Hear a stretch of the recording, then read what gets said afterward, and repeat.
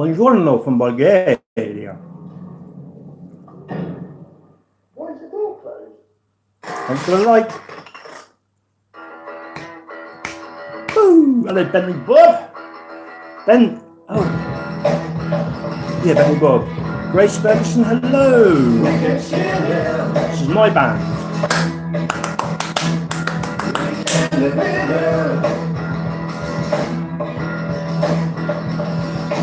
Making my hand comes in waves. Making my hand lives for days. We can share. We cannot save them. Making my hands on the shore. Chopping my man, leaving raw. You can wear them. You cannot scare them. Make you like to see them here. But it feels his body with pills.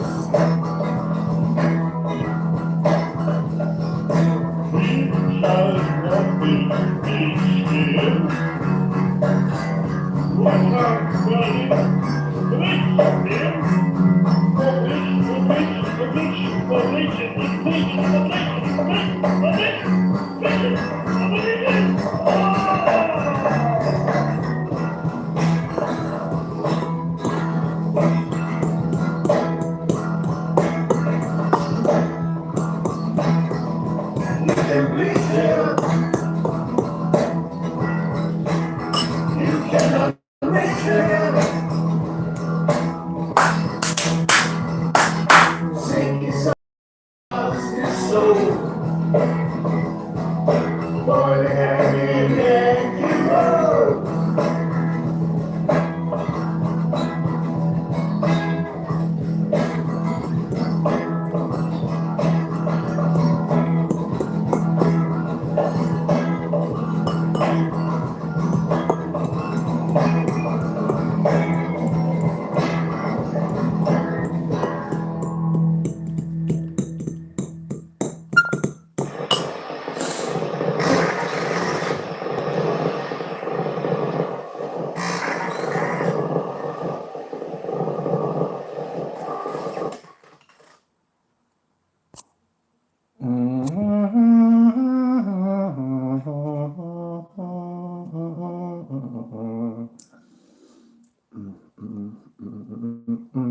You've had a car on finance Cheers, man. between 2007. That's right, Homeless Gone Wild Part 3. You're right. Sensation. I. MBs. Whoops. Can't play that because I get copyrighted.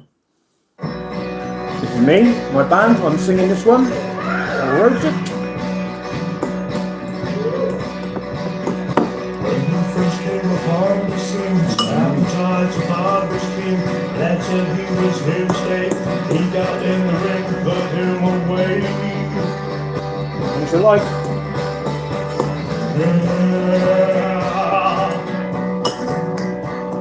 Heavyweight champ of the world, on his platform he was built. No one could take his crown, no one could ever knock him down.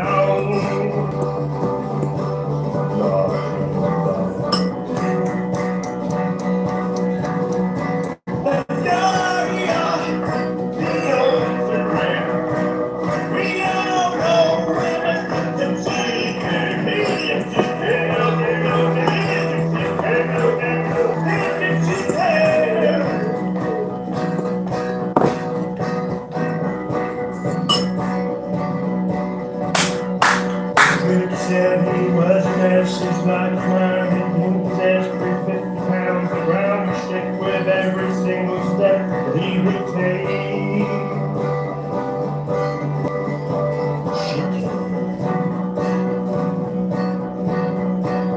It was all Hallows Eve when God made him perceive just what he was about to lose. Binging on drugs, food and booze.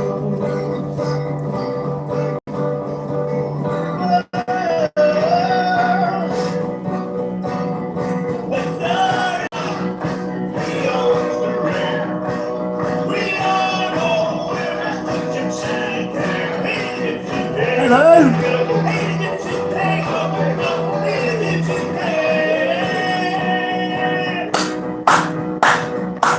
Thanks a like. Knocked out flat upon the floor. That's That's when he heard Mickey roar. jumped up back upon his feet. Surely was just a baby.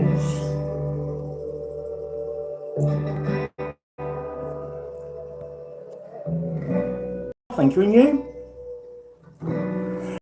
I'm going to talk about depression in a minute once you got through these songs. And knock the door. He said, Tyson, I just can't take anymore. He took him for a 3-mile run. He shot him in life and only just begun. The fury, he owns the ring. It's a get you killed, his old curve.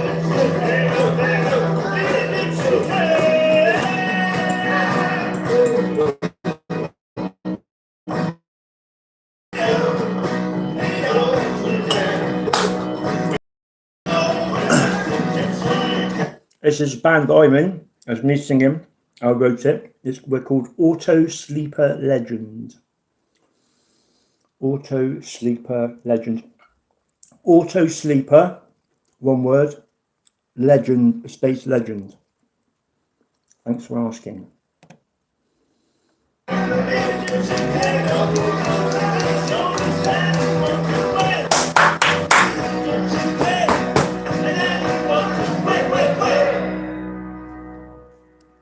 Well, 6 and 6, I like it, thank you. So, we're talking about depression, mental health. Wow. Mental health. We've all got it in one way, shape or another. And it's how to, shall we say, keep the nasties at bay. To keep on trucking. Thank you. Keep on trucking even when we feel like life can't get any worse or we can't go on. And I wrote that song purely because I watched a documentary, an interview with Tyson Fury, Now, before I watched the interview, I thought he was a bit of a knob, a bit of a bellend. Thank you. But after watching that, I was like, wow, this guy is a real deal. He gave, from the first fight with Deontay Wilder, he gave the whole purse, all of the money, millions, to a homeless charity in the UK. Now, he knew he was going to make more money because he was confident in his own abilities. But it's still quite the thing to do, I think. And the last line of that song says, he's a gypsy king. He's shown us anyone can win. He's a gypsy king, and anyone can win. Now, after I'd written that and recorded that on my 40th birthday in the studio. And I watched another interview with him, and at the very end, the last line he said in the interview, the guy goes, so what's Tyson Fury thinking about when he goes into the ring? And he goes, there's only one thing Tyson Fury's thinking about when he goes in the ring. There's only one thing, and that's a win. That's a win. And I was like, thank you. What an absolute synchronicity and a lovely message from God to keep going, to keep on trucking. And I had another one today. I had one yesterday. I had another one today. There's a great YouTube channel. I would urge you to check it out, called Windows on the World. And Mark Windows, I'd messaged him and I didn't send. So I messaged him on YouTube last night. And I went back, looked at the message and it hadn't sent. So he's messaged me today. He sent me his WhatsApp and we are going to have a chat.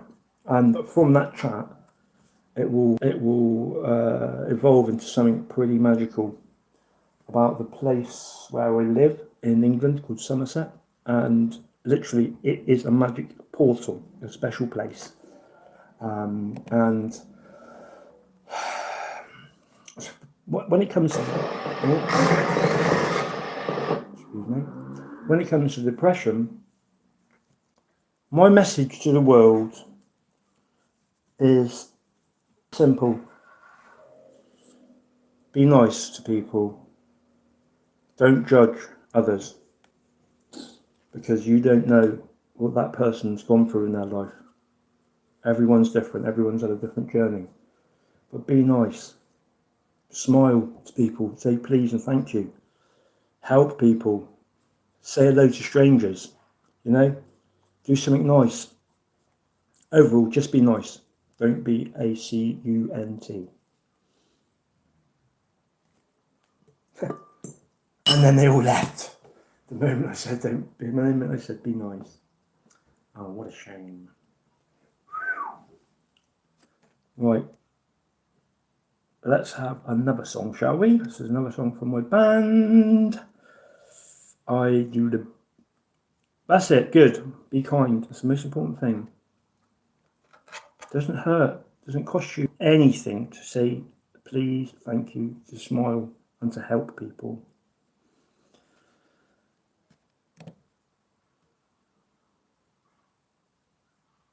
There's another song by us, Auto Sea Balloons.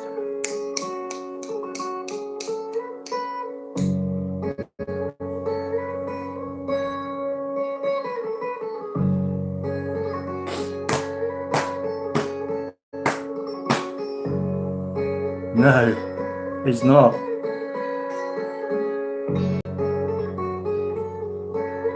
It's definitely not.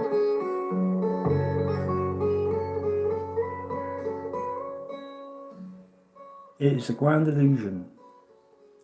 Where are you from, Adina Babel? That's an interesting name because the work I've been doing, or the work I do, is aligned with the work of Commoners Beaumont, who said Jerusalem's Edinburgh and Babylon, or Babel, is York. Very interesting name.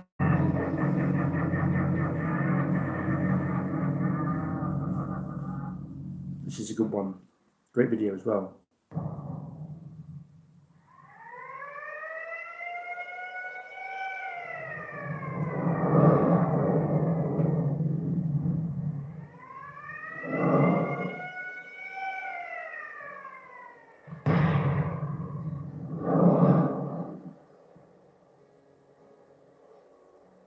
Yeah, I just told you. Auto Sleeper Legend. We have a YouTube channel called The Past Finders. Actually, I need to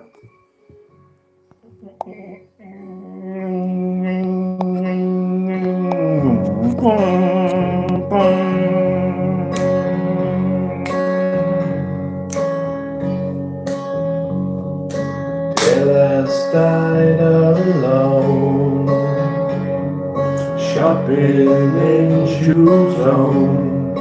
Duck crossed by the door. oh no. Coming in. Hello, Agnieszka. Jacmiek.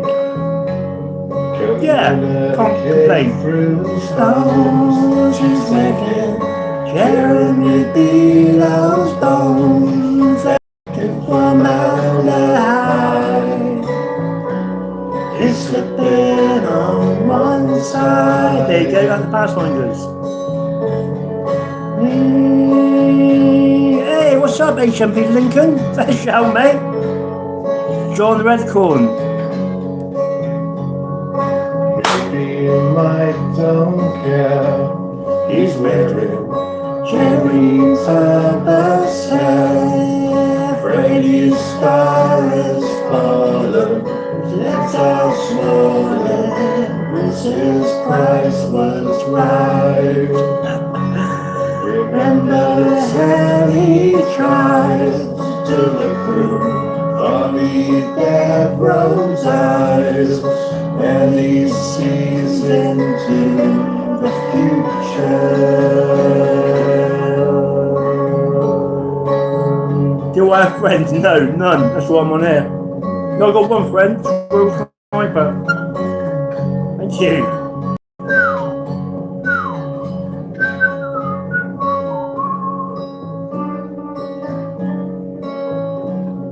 Hey, what's up? Hey, let me sort this out right.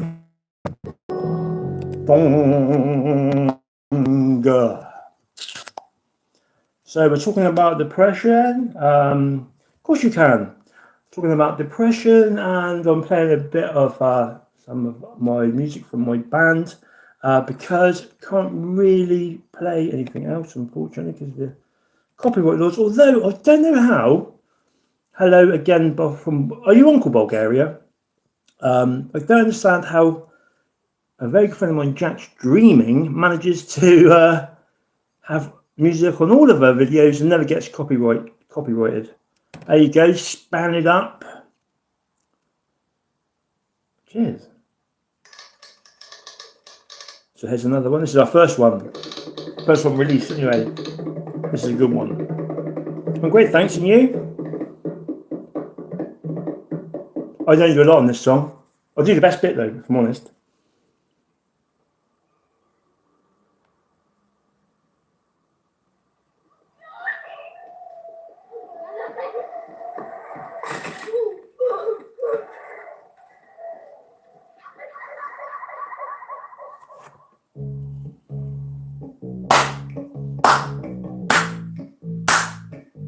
Eight and eight, I like it.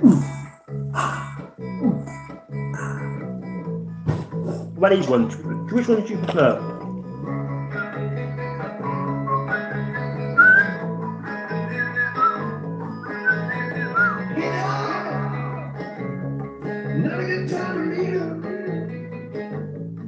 No, I can't put anything on apart from stuff I've done because I get copyright stricken.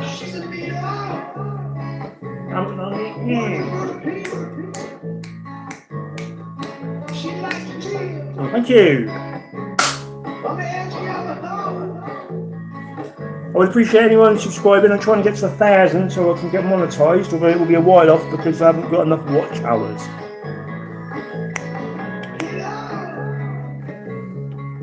Oh yeah, you need him.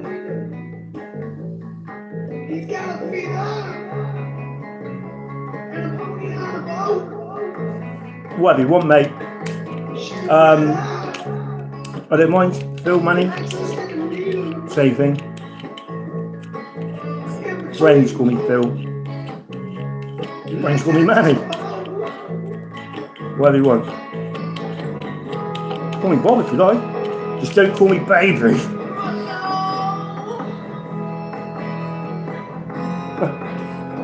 This is my bit. I'm playing the harmonica there. That was me.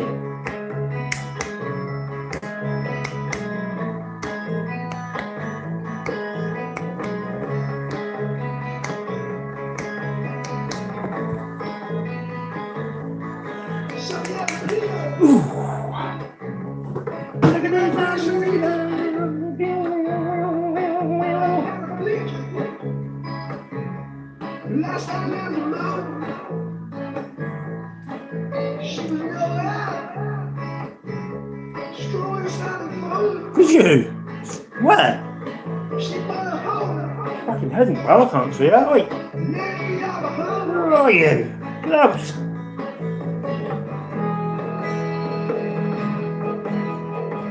Well, my surname is Lock, so I am officially unlocking you. Get out in the bench in the countryside. Or the city. How's it going? With me.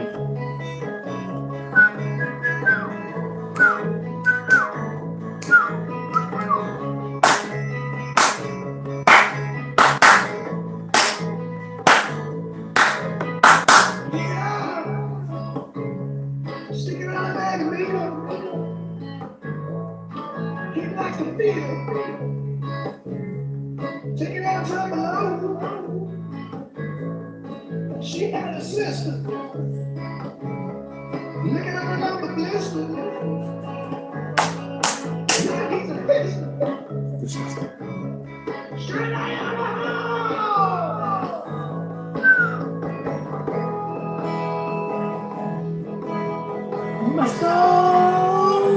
It's me playing.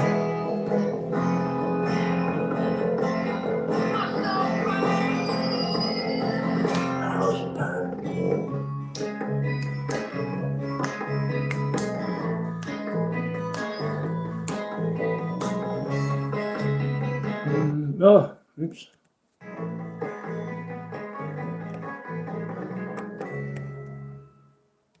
We've only got 54 subscribers. That is terrible. We should have much more than that.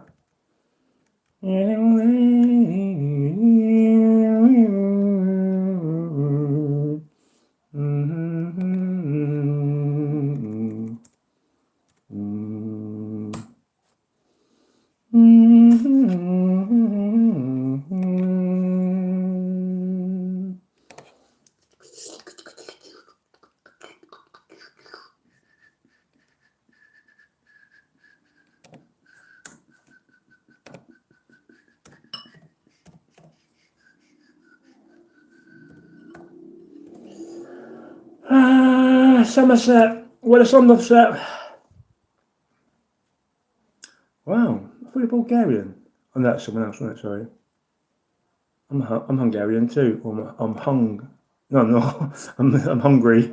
It's a lie. I'm never gonna lie. I don't lie. No.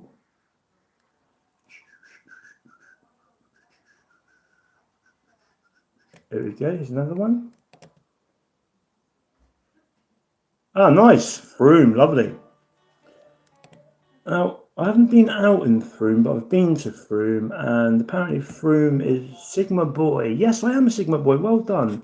Froome is, and I'm proud of it as well, because alphas are pretty fucking stupid. Froome is supposed to be one of the coolest Somersets. No, it was a joke. I'm just hungry. I said I'm hung like a gnat.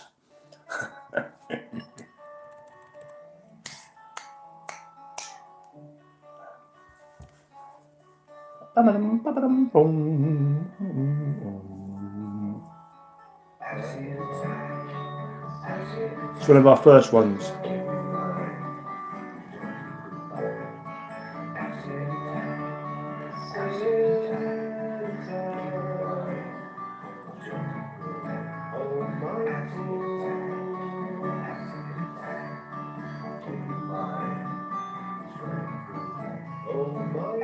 Go for it.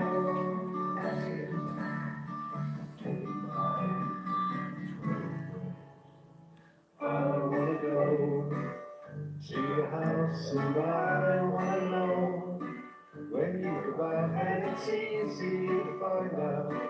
It's all around, you can break it.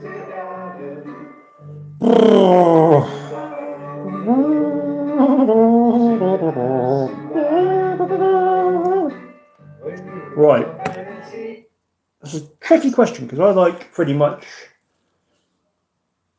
most genres. I'm not a fan of grime or, well, I say I don't like that fucking drill, but I've got a really good friend who is a really good drill artist and he's brilliant, so I shouldn't say that. But I like drum and bass. I love house music.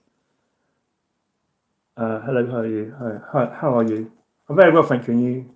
Oh, I want to say something in Hungarian. Hi, how are you? I said that. Oh, hi, how are you?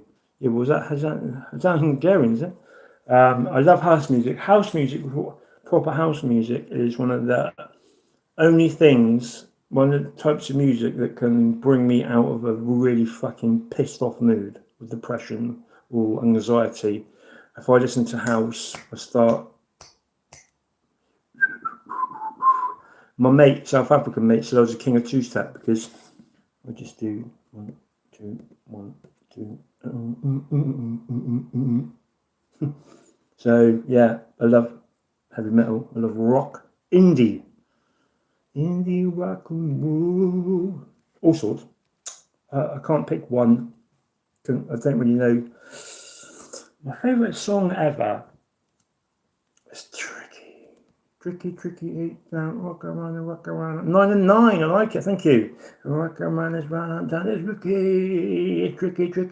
tricky. I think sentimental song, probably Hey Jude, because I used to listen to that with my dad. One of the sort of first songs I learnt the words.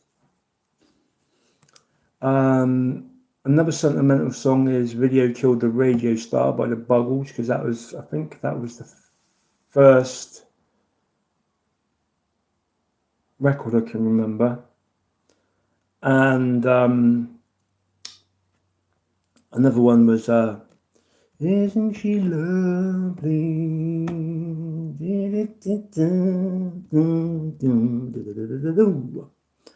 But yeah, there we go. What about you? What's your fave? There we go, back to where Michael.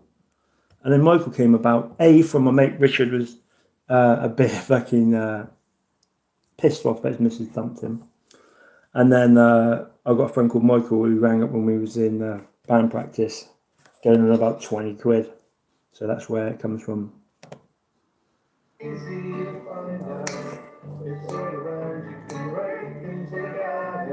Hello, I'm great, thank you. How are you? I'm at home. I'm in Somerset. Where's Somerset?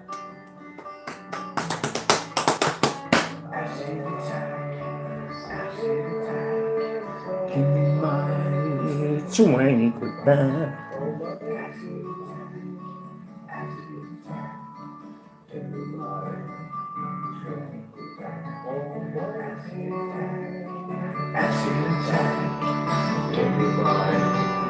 $20.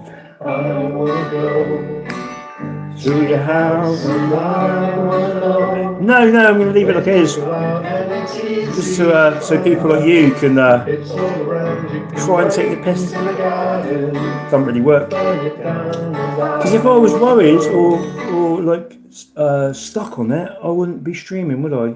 And I'd be really gutted that someone like you would have the great wit to even mention it. Really, doesn't matter, does it? I had the teeth removed so I can like do blowjobs better. Like that, yeah. To your house, when you go out and it's easy to find out. It's all around. You can break into the garden, burning down.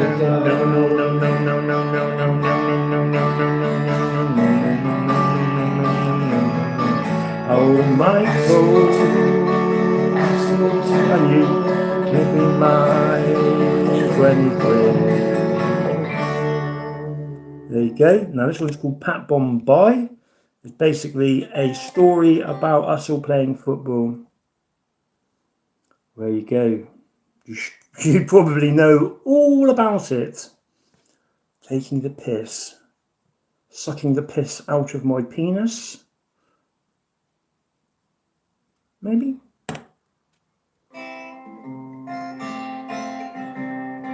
I play harmonica on this song.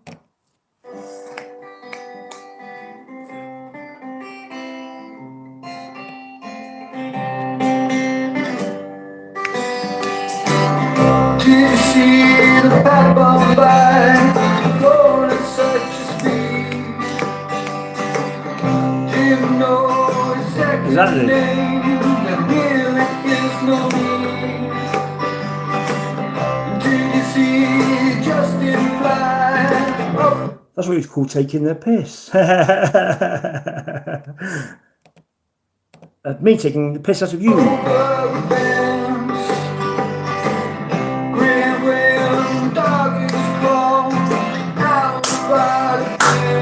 Hello, Gabriel. Natalie Venezuela. Good boy.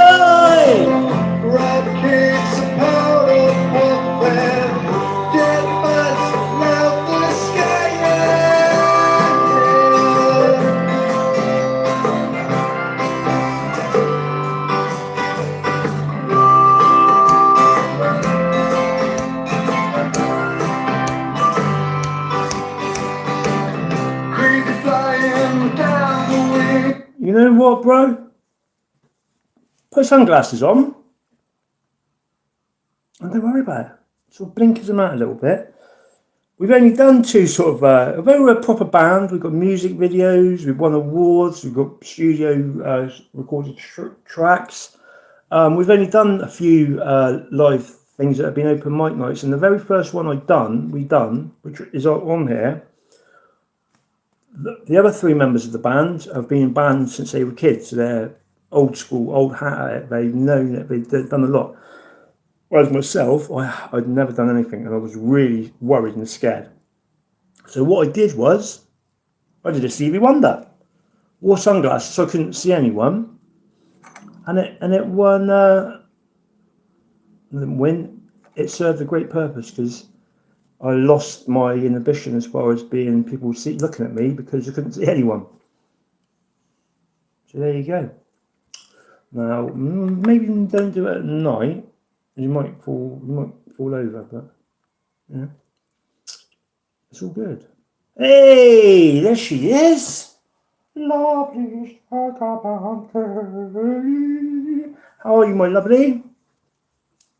Oh, I'm glad you come in here tonight. Now, me and Squirrel will probably, well, yeah, we will go live after Yogi tonight. If you can, check out just the Yogi's channel. Squirrel, if you can put it up.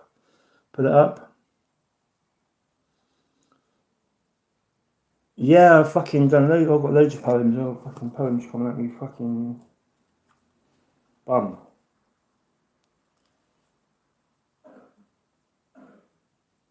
There you go, there's one. There's one. It's one I've done for my friend's funeral. God bless her soul, rest in peace, whatever you want to call it. Gemma, lovely girl, troubled but beautiful. It's called Forget Me Not. Forget me not is all I'll say, but think of me, please, every day. Even though I'm not there, I'm always in the air. And if you call out my name, I will appear in some way. It might be a white feather, or a little bird, or a flickering flame. But when it happens, think of my name. Thank you. Diabolical. Whoa, devilish. Yes, thank you. Appreciate that.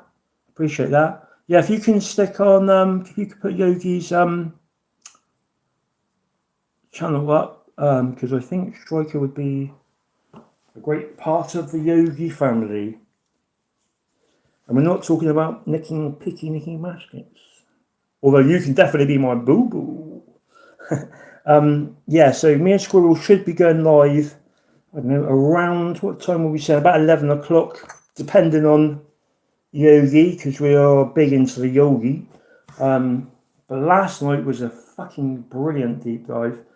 And actually today, I haven't told you yet, Squirrel, although the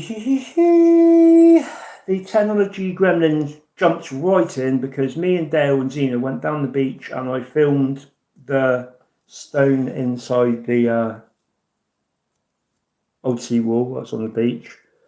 And halfway through it, the audio cut out completely. I don't know why. But then as we was walking away from it, there's another huge chunk of bungaroosh. Dale noticed that there was another stone embedded in another bit, but I didn't notice it, and it's like sticking. You wouldn't see it as easily as the one that I saw, and somebody's put a big white line across the middle of this standing stone. So the topics, it's difficult to say because we do segue, but I think the main main topic, we wanted to talk about Tolkien last night, so I'm hoping that we are able to stick to the programme and start with Tolkien, and then where it leads, only God knows, I suppose. God knows. But, yeah, so we found another stone. We potentially have found the site of the menhir of Burnham, which people didn't know about. I'm feeling Lao Tzu, Magic Squares, Numerology. Ooh, actually, Striker Van Haley. Can I pull you a Divine Feminine Oracle card, please?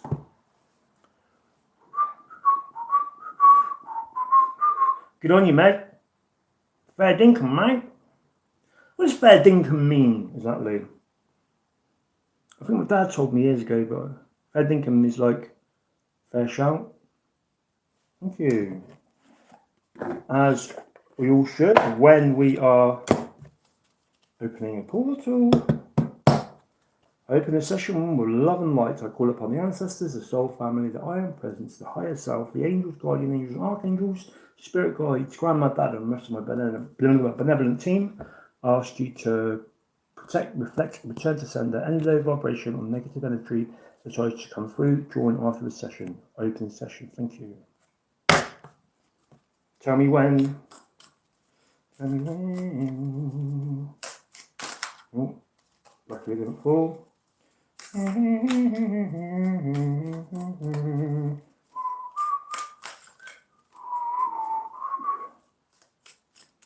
Say when.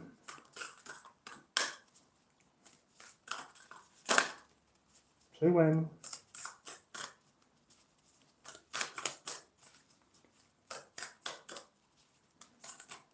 There we go. Ooh, that'll do. You didn't get to say it, you didn't. I've done it, there you go.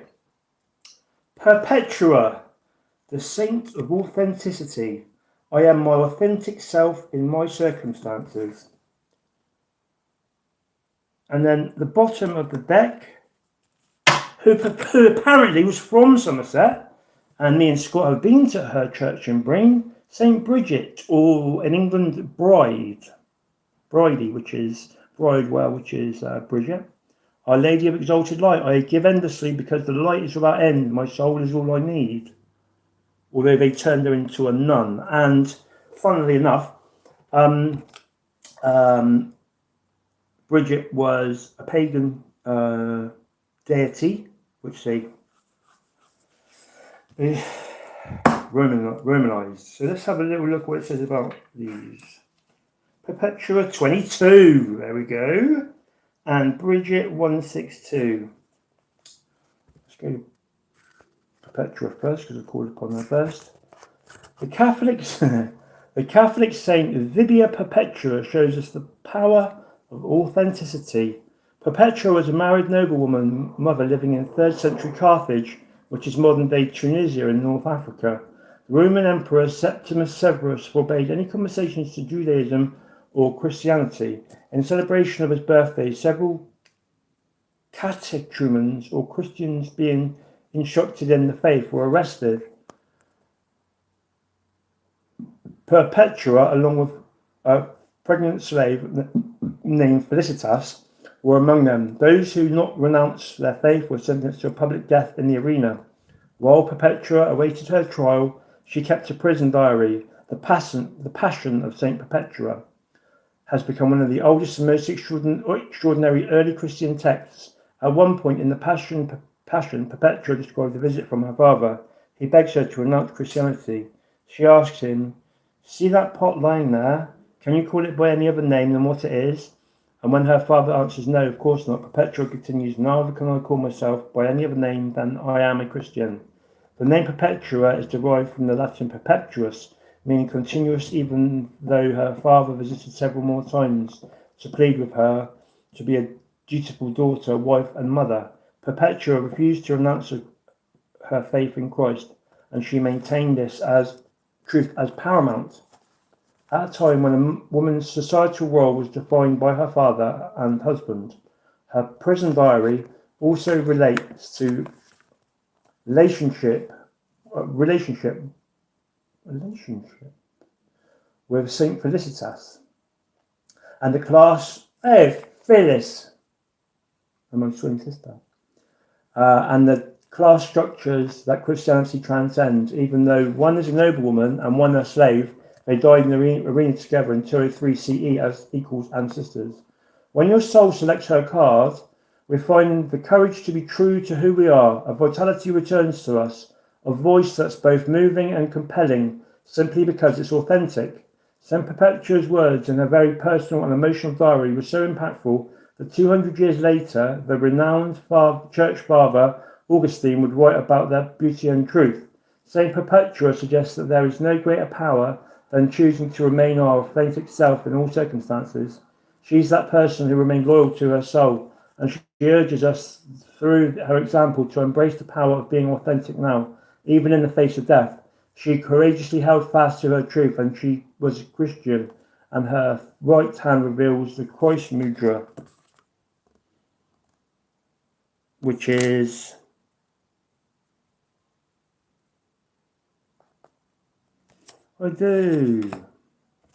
She also reminds us that journal writing can be a sacred act of reuniting to ourselves, of listening to the soul voice inside us, and of going inward to find our answers. Perpetua is a call to journal writing practice, even if it's just to record our dreams each morning. The inner voice that greets us as we write strengthens our authenticity. The voice becomes a light, a fire that calls us and claims us. We are there as we dare to live out its truth. Soul meditation. What is the truest statement I can say about who I am? Intention. I am my authentic self in all circumstances. Yes, and penis meets twat in the case of Paul 001-25.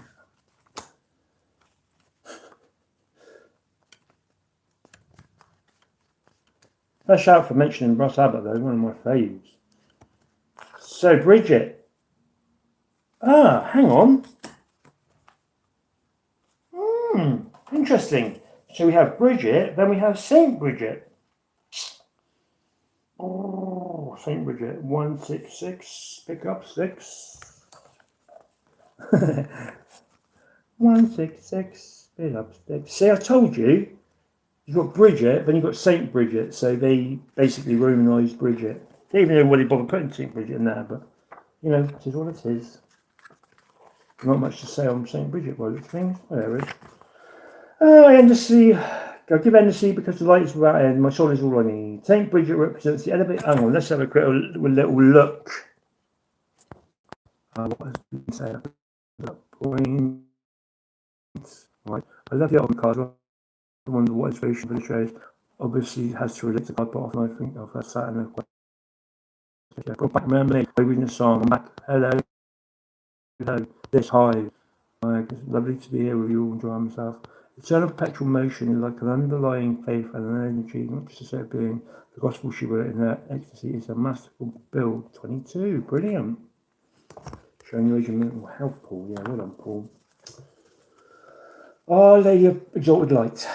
Saint Bridget represents the elevated state of knowing that we have everything we could ever need. Bridget was born in Ireland in 453, a daughter of an enslaved Pict named Brocha. Bridget's name comes from the Gantry meeting. Meaning high exalted. that the moment the king witnessed Bridget's generosity, he knew that she was holy and set her free. Bridget shares the name with the Celtic goddess Bridget, and she took on many of the same attributes.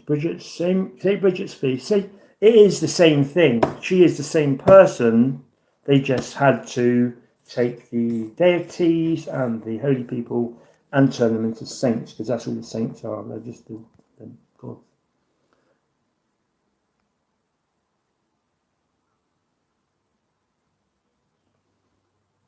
St. Bridget's Day is on Imbolc, first day of February, which is also the day of the goddess Bridget. Is on it. See, it's almost pointless doing this. It's a bit stupid. I don't even know why they bothered, but that's what she felt like she had to do. So there you go. Although actually, I'm glad she did, because it literally shows you. It literally shows you what they've done. So yeah, fair shout. Kudos to Megan Waterson.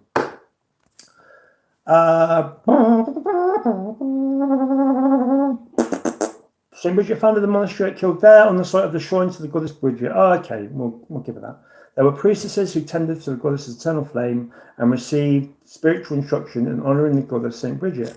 It's credited with organising a communal and consecrated form of religious life for women on that sacred ground. Tradition says that St. Bridget died on Imbolc in 525. She had a female companion called Dar Lugda, which, funnily enough, Lu is the light, who is Lucifer, who is the morning star, who became a successor as the abbess of Kildare. Dar Lulach also died on Imbolc a year later, which St. Bridget had predicted. The abbey at Kildare that St. Bridget founded became a centre of religion and learning and developed into a cathedral city. It remains famous and revered today. When your soul selects her card, St. Bridget lived in alignment with the highest, most exalted aspect of her being. She was born a slave, and yet legend relates that she gave away anything she possibly could to help those in need. Her generosity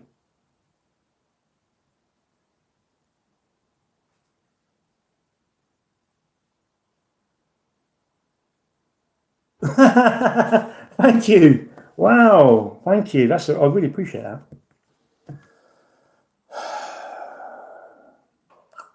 You have knocked me off the bridge. Let's go back to the beginning. St. Bridget lived in alignment with the highest, most exalted aspect of her being. She was born a slave, and yet legend relates that she gave away anything she possibly could to help those in need. Her generosity was an indication of the tremendous inner wealth she received from her connection to spirit. Her message to us is to reconnect to the inner fire, that external flame that feeds us more than anything external to us ever could. Read poetry or whatever feels like sacred scripture to your soul. Let your soul voice surface through some uncensored automatic writing, or let your soul guide your body through movement. Your answers right now are in the releasing any attachments to personal possessions, clearing space, uncluttering your home, giving away what you don't need or someone needs more than you do, so that you have the sacred space to remember just how much you have when your soul is loud and ever present within you. Soul voice meditation. What can I clear out of my space that no longer resonates with me? Intention. I give endlessly because the light is without end. My soul is all I need. There you go. Hearings. Yeah. So you've gone back and watched last night, have you? Right.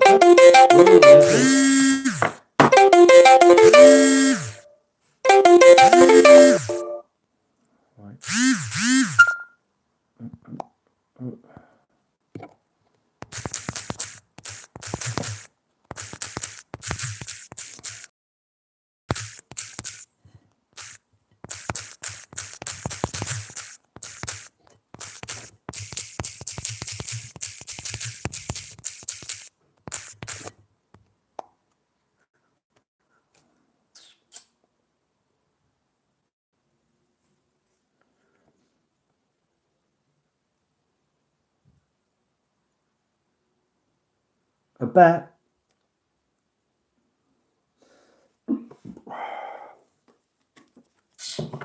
I should have done probably, but you know, Alright, so Squirrel 777. I was 77, I think. It was 77, 222, and 99, and a 5. Squirrel was 777.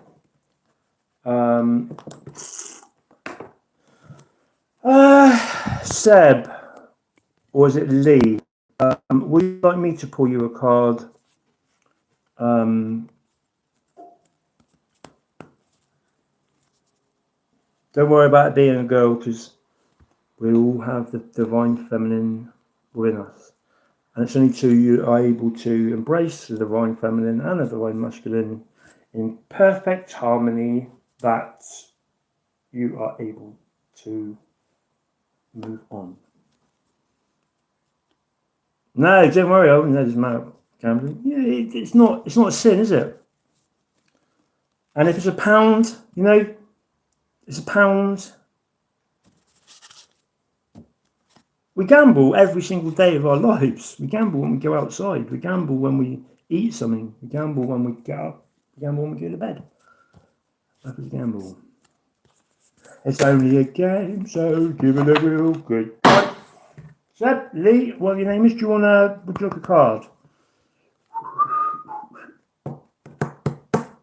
I want to be snickering you tonight. Yeah, look out. Yeah, put the thing on. Look out for us tonight, because we will be live and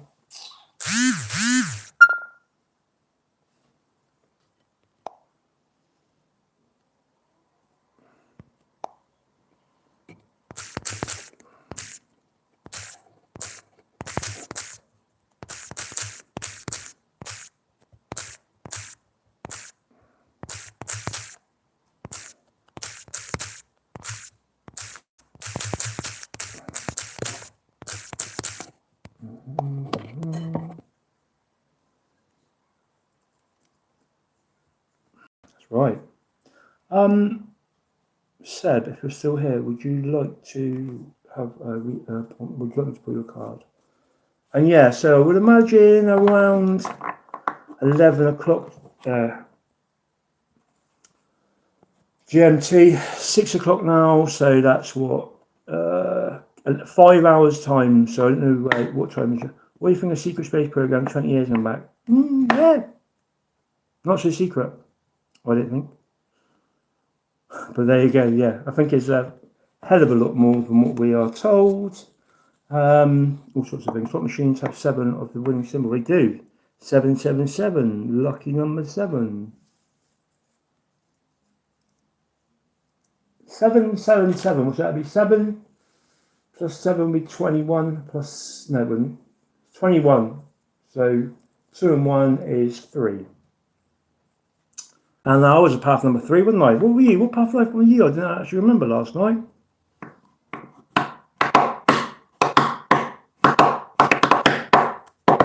Right, I'm going to... Architectural mind planning, angular hobbies, and glass blowing, very good with maps, squirrel.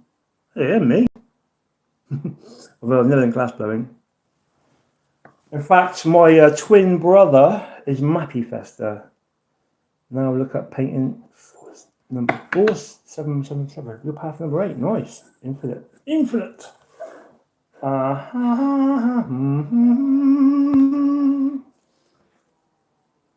tell you what. It's become very foggy here tonight. I don't know why. Super foggy. Brent Knoll, Mount Silent and Crook Peak has disappeared in the distance. I don't know why it's become so foggy. The mist rolling in from the sacred Holy Grail estuary. Well, that's that. I was going to get to an Amy tonight, but I can't go. So I'm hoping to get hold of that Mark Windows and have a chat with him.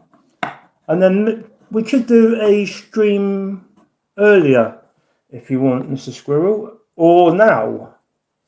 I can invite you if you want. Up to you, Brew.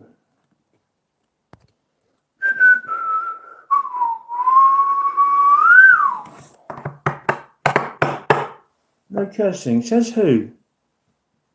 What's it got to do with you? My channel? It's not recommended. It's not supposed to be for children. In fact, whatever it is, not for over 18s. If I want to curse, I will curse. That's right. Very true. 7-Eleven on the FM dial. Right, Lee's gone. I'll close the session with love and light out. Thank the ancestors, the soul family, the iron presence, the highest self, the angels, guardian angels, archangels, spirit guides, grandma, dad, and the rest of my benevolent team. I ask you to continue to protect, reflect, and return to sender any low vibration or negative energies. I'll close this session now. Girls staying over for. Oh, okay, all right. Well, we've got plenty of time. We've got all the time in the world. We've got all the time in the world.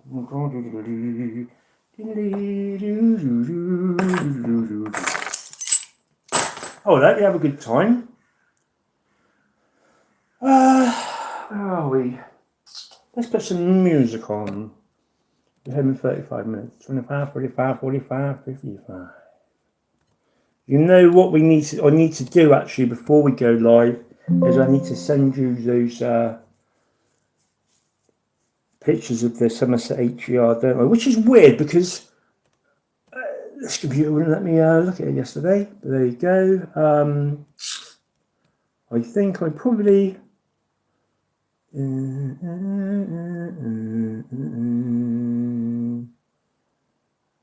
I'm just going to play some copyrighted stuff because I don't care if it gets copyright stricken. There's nothing really major to come out of this chat.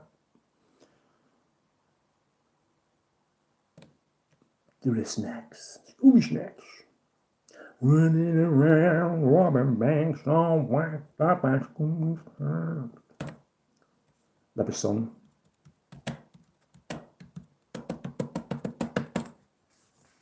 Typical. How you can go from 0 to a complete site in just a single prompt with Wix Harmony. I don't know if it's going to be possible. Or vibe coding meets drag and drop freedom. We'll see about. Get better. Everybody knows that I love you. Everybody knows that I need you. Everybody knows that I do. Except you.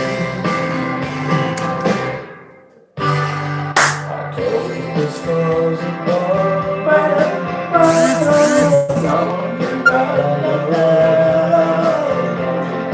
told you the morning sun. Yeah, la la la la. I told my mom and dad. They seem to understand. I get through to you. It's the last thing that I do. Everybody knows that I love you. Everybody knows that I need you. Everybody knows that I do. Except you. Everybody knows I live for you. Everybody knows I love you. Everybody knows that it's true. Except you. I told all of my friends.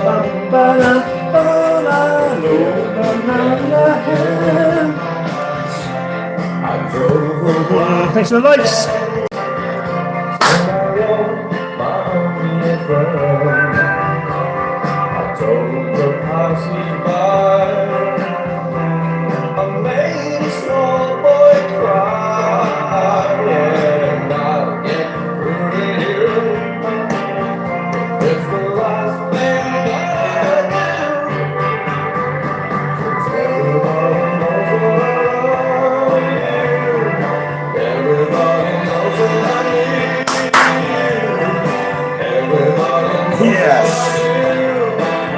Except you. Dad dancing.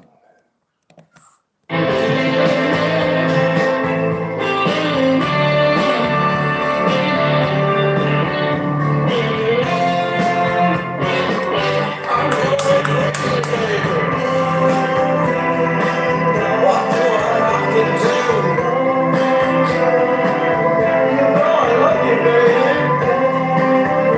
band. Divine Comedy. Everybody knows that I knew you. Oh, yeah. Everybody knows that it's true, except you. Except you. Except you.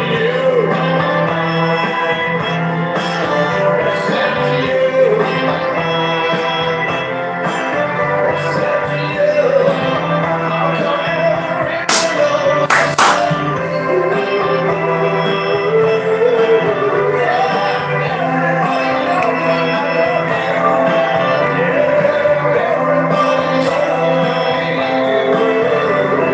and everybody knows what I do, except you. Well, if they didn't, they do now. Here's another song. This is a great. Oh, no, there's not. That was lucky. When we change the ingredients in our products, I need to keep team members all on the same page. Using Notebook LM in Google Workspace, I can upload a document, turn it into a podcast. So to be freed from the admin is a great gift. The American Girl in Wales. And for a song. It's a fucking brilliant song. And can anyone tell me I've been crying? Who, me?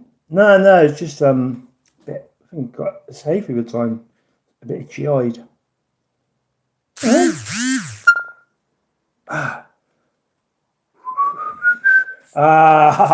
You know what? Sometimes. So we're talking about this is the whole point of this little live stream was to talk about depression, and one of my we seen or heard I'm in a band. We make music that has helped with my depression an awful lot. Writing songs, writing poetry helps with my depression. The art helps me with my depression. This channel helps me with depression. The Pathfinders helped me with depression. Scott just asked me. I fell out with Scott said some words in the group chat the other morning that really hurt me because I was moaning saying that this phone is rubbish for everything. It's like my Fisher Price, my first phone, and if I'm honest with you, it's the worst phone I've ever had. I ever will have. It's working now, so I can't complain. But I think he thought I was having a pop at him. They hadn't uploaded Pathfinder stuff that we had recorded for months. But in fairness to him, he said to me, well, if you hadn't spent all your money on drugs, you'd be able to afford a decent phone. And I was like, wasn't very happy. Oh, you fucking wanker. But he was absolutely 100% right. But I think he thought I was bitching because I was lucky enough to get a free phone. But I'm just bitching more about the actual phone than the fact that I got a free one. I'm very grateful for that. I've also been given a laptop, so I'm super grateful for that. And I wasn't bitching at Scott. I love him dearly. So in fact, I can play it now. Actually, we can have it on.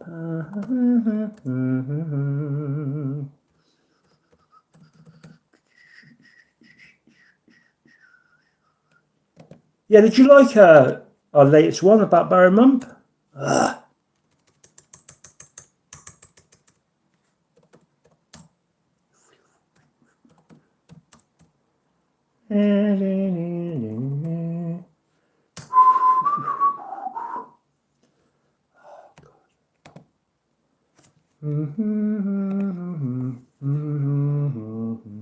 You know about the funeral? No.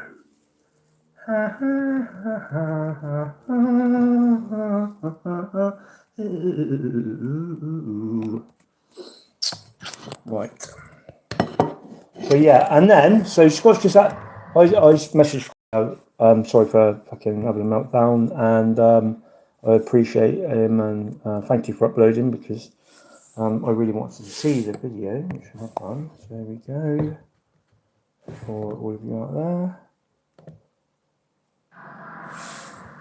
It's me. Today we are at the world famous Borrow Mum. Borrow Mum.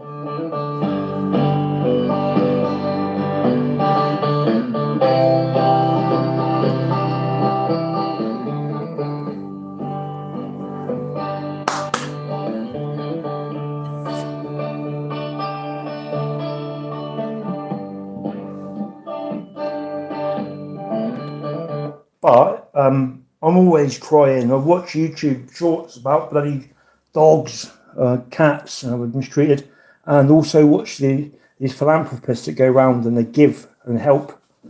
I cry every day because it's such a beautiful thing.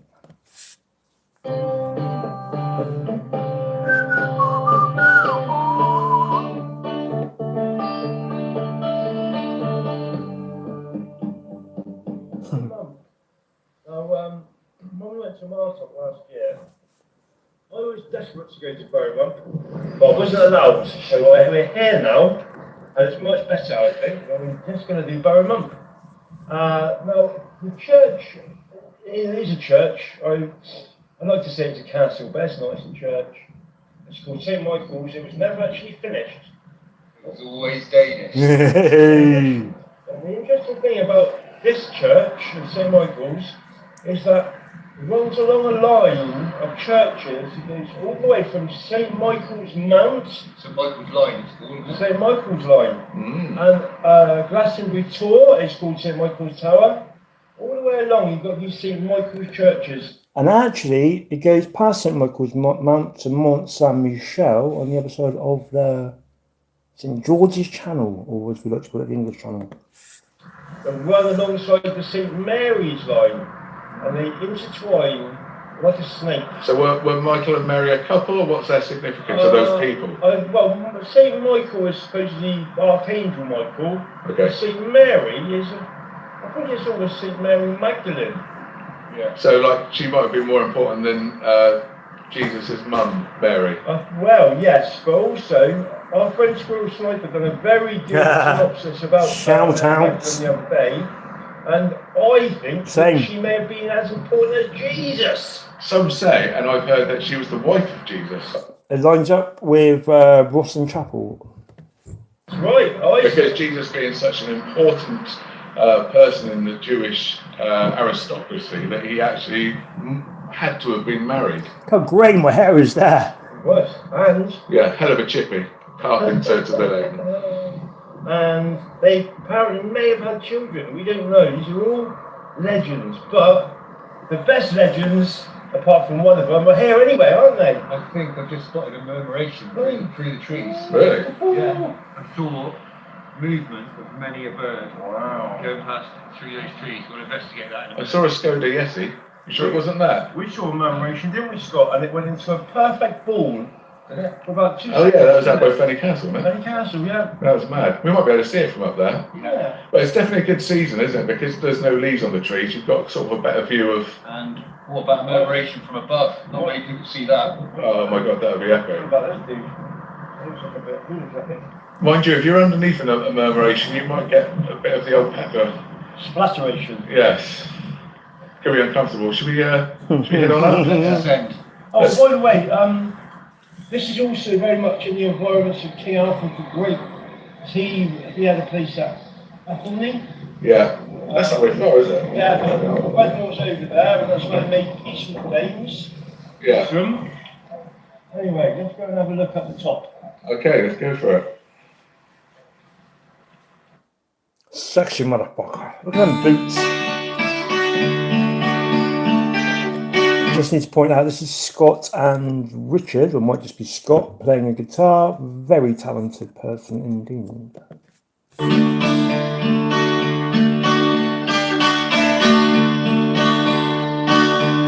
How great I am! Fucking hell!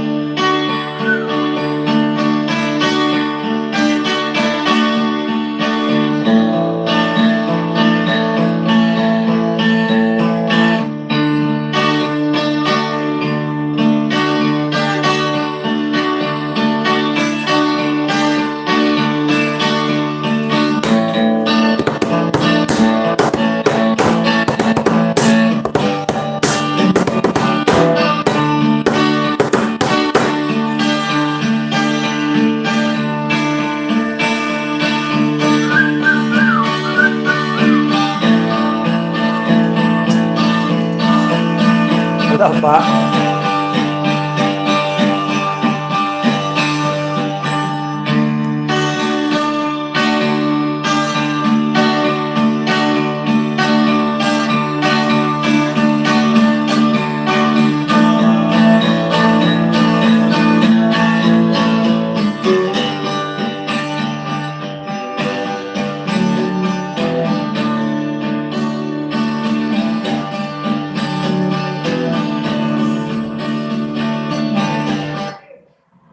We might have a little bit of time slip going on there, glitch, or at least our instruments are calibrated properly. Because when we look out across the levels, and I noticed the alcohol burnt on your mum, which means Scott went to last year. But then I was thinking, where's Glastonbury Tor? Now, alcohol burnt is to the south-east here, I would say, yeah. And Glastonbury is down to the east. And North, east east. to the west, and the Chiltern Province, which are to the northwest. So theoretically, from here, between Brent Knoll and here are the Polands, and you shouldn't be able to see Brent Knoll. And yet we can see it fully. Yeah. Fully. And it seems further away than it should be. Clue what's going on. Something strange. So we've entered the time slip. Yeah, the time slip. And then also we've got just running past us is the Well, the gym slip, as I like to call it. Which is extremely high at the moment. I mean, much more rain than old Terry will be doing a bit of a fire. Tributary of the power, the power is visual, isn't it? So that's the black downs now in the distance, is it? It's not even the Polands, it's High Ham or Ham Wall. It might be the Polands. I think we can see Ayers Rock. And that's on the other How can you see Ayers Rock there? That's what he said.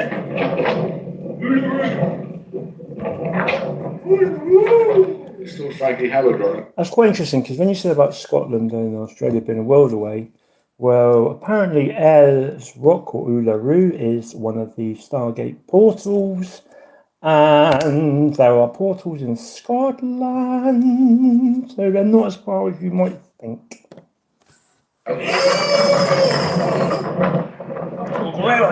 What's Rob discovered? It's a bottle, get the bottle. There's a lot of droppings. Yeah, hell of a lot of I dropping. think some sort of dropping laying creature's liver through it. Flying goatweed. Oh, it could be. Oops, up goats. Oh, dangerous for men, monks. Yeah, it's a bit slippery this time of year. I've soiled my trousers where it fell over. Sorry, Wally. You saw my trousers when we went down? Without no protector. Oh, that'd be good up here, wouldn't it? Yeah. Bring a detector up. Bless you. Blessed art thou, many-armed man. What about this? We found ancient graffiti. What am I pointing to?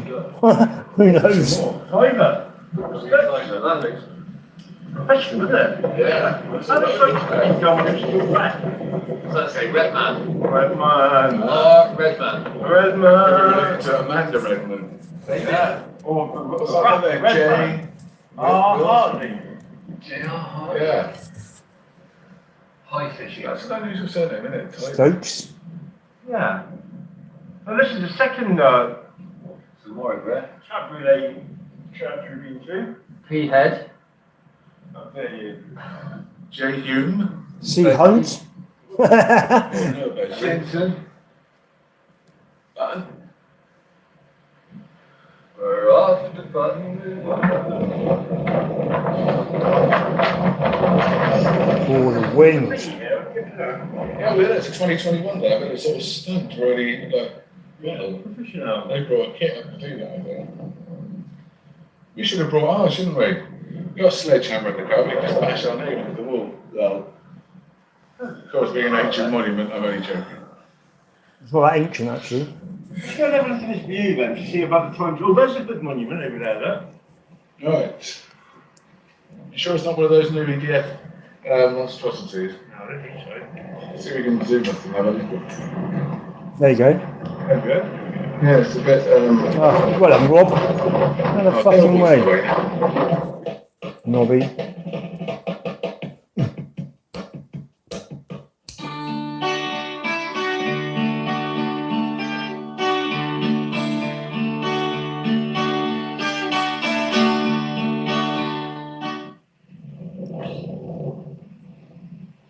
So we were talking about the perspective of Glastonbury Tour, which is over there, behind Rob. You can probably just about make it out. Try and zoom in to have a look.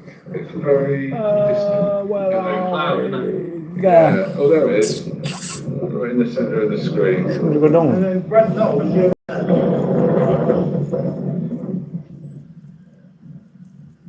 Do you still call it Mount Sion?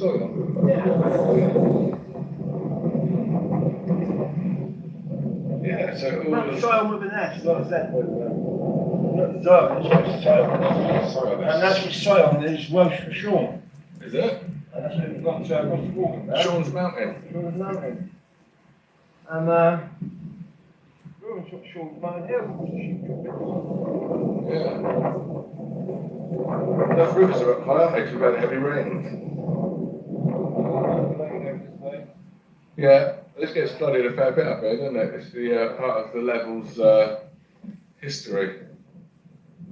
At one point it was so wet that they used to farm crabs up here. Yeah. Well, I never knew that.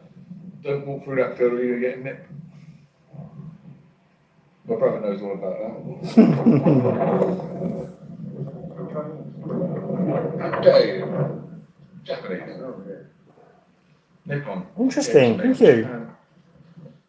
Ross of Mull. Well, Mull is an island. I've been there, the Isle of Mull.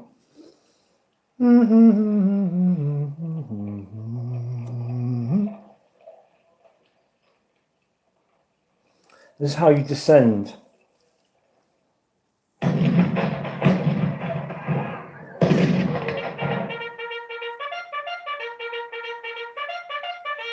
Without falling over, because it was quite slippy that day, it was a bit wet.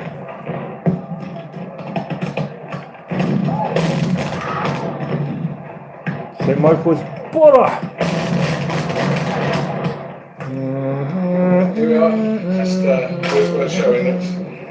Just to keep these places going. That's you.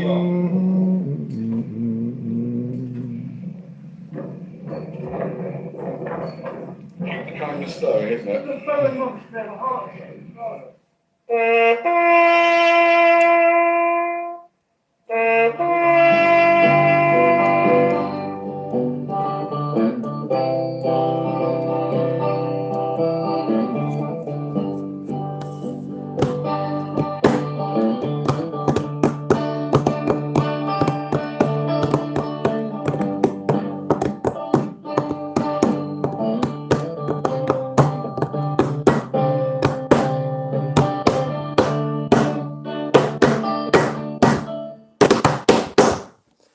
There we go.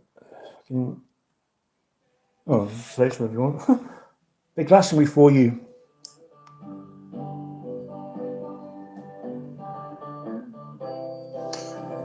You want to see Glastonbury, Striker? You ever seen any of these? I don't know if I've shown you.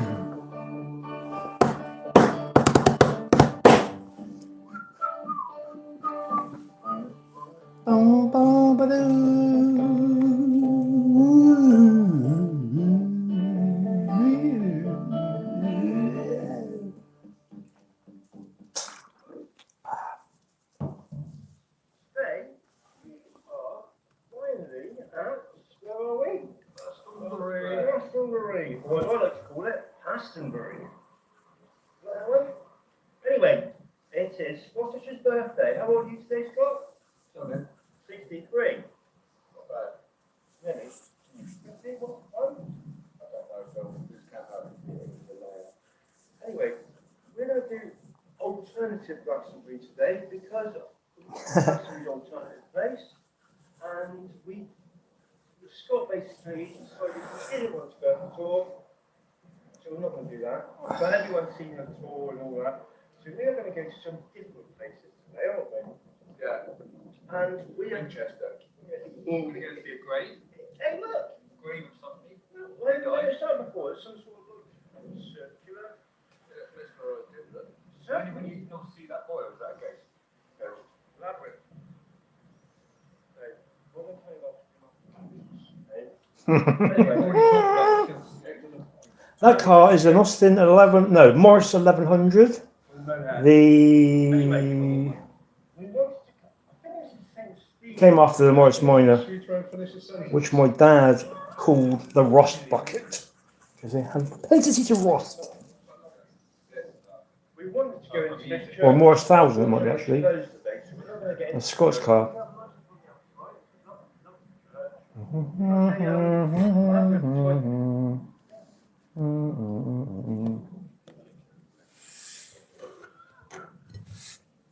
Only have two.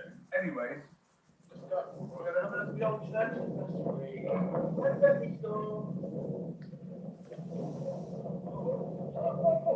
That's Phil's pearl of wisdom, isn't it? Oh yes, Striker. So that is Scott. He was the cameraman on the last one.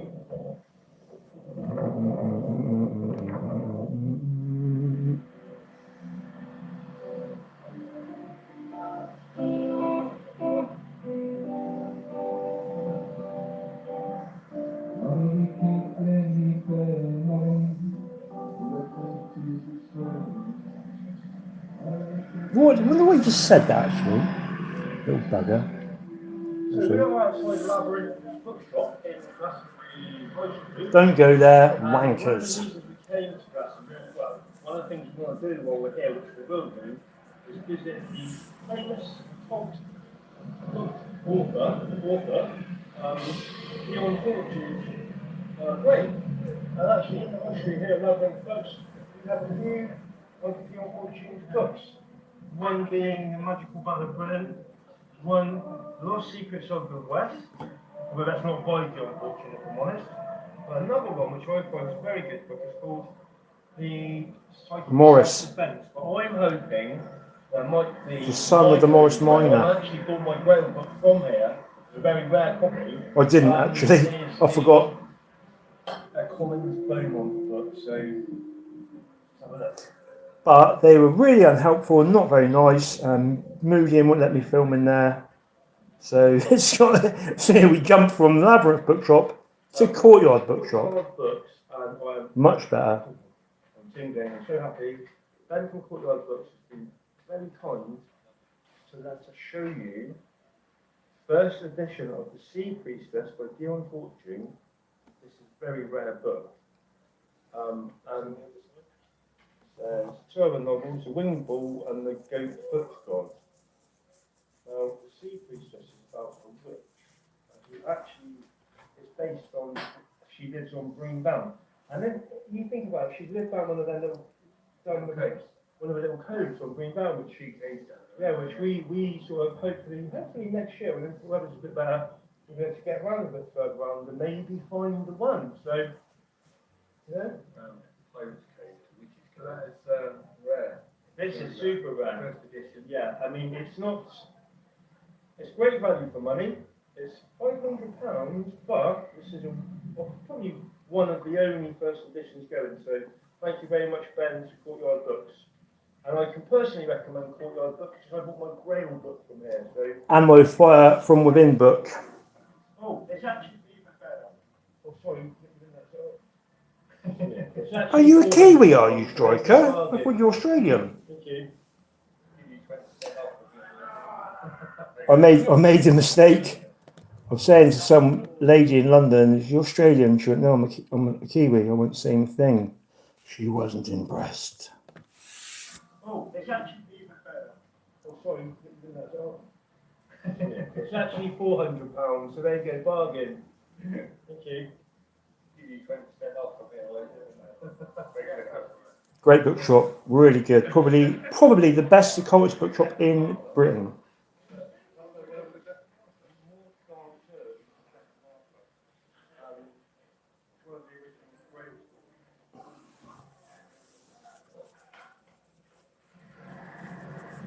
Rains of Fortune. The Unfortunate, yeah. Have you heard of In that? the distance.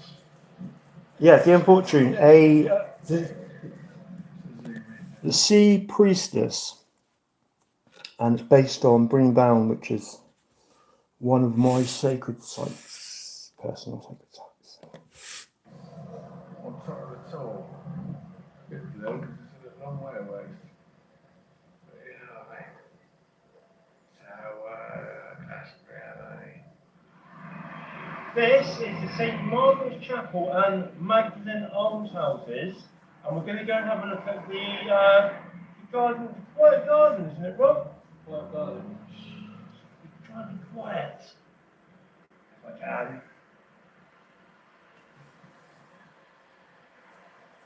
The Maori, wowzers. The girl I love is a half Kiwi. Well, dad's born in New Zealand. But she doesn't love me.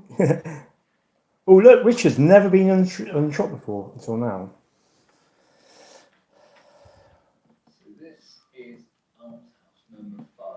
What a handsome chap. Very small living quarters. How it would have looked in the 1800s. And there used to be a staircase, I think, somewhere going up from the fireplace.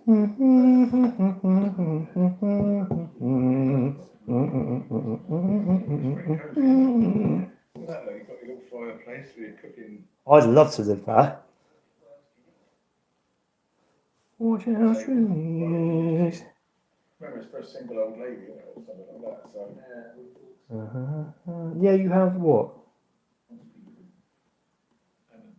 then up to your little bed. It's like one of those kids' playhouses, isn't it? It is. You get nowadays. Lots of loft space. Very cosy.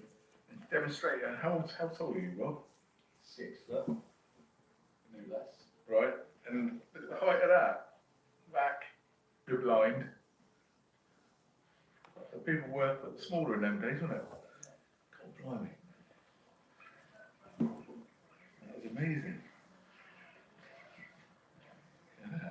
Special place, that one.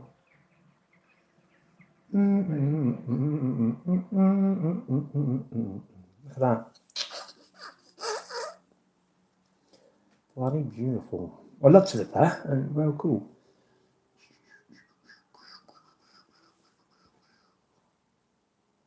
There's me, look. And goddess.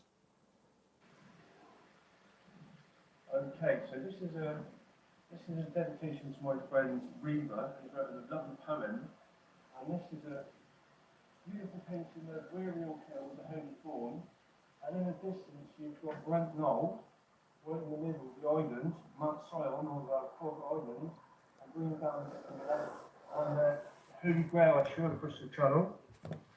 And the funny thing is that Reva wrote this without actually not knowing about where the views she didn't understand. She just channeled it. And on my map of the Holy Land, it shows that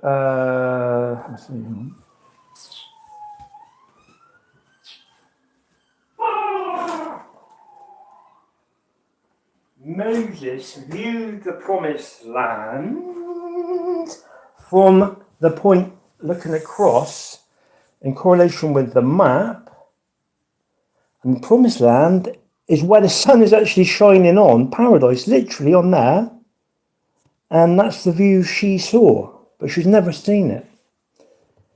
And I actually, because she's well, you hear in the poem it says you should see the sea. Now I didn't believe you could see the sea from there, and I actually went up there and filmed it for her because you can see Brean Down, which is there, because you can see at least half of Brean Down. And Brean Down is all of Brean Down when the tide is in the sea. So there you go.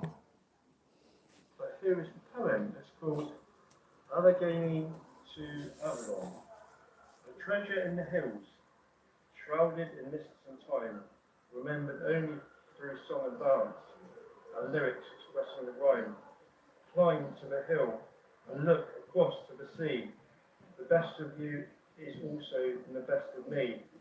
By the time we are here, through vapours and smoke, and through dust fits my body. My spirit has not broken. Thank you. The mind is green as moss. The fire prevents the loss. The water comforts as you sigh. The air makes love draw nigh. Remember these things as you look upon the waves, and the binding of time will strengthen all of the days. What a beautiful poem. Thank you, Reba. And I'm hoping Reba will be coming here in And summer, and hopefully we can family, get her over here for and solstice so we can go to Glastonbury and you can actually see that. And very glad to say you can't see him in the small wall in the background. And Scott is going to run the gauntlet.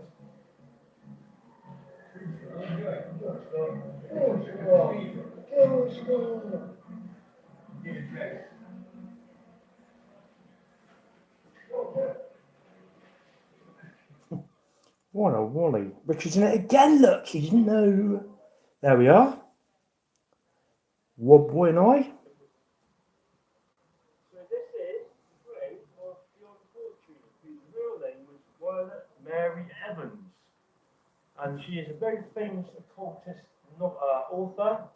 And we saw the lucky enough she was sea priestess. The Magical Battle of Britain, where she helped overcome. Look at those blue eyes. What a beauty. Yeah, the Nazis with a sort of spiritual protection over the UK. What did she do? They've done like sort of ritual to Anti-aircraft. yeah, something like that, basically, aircraft.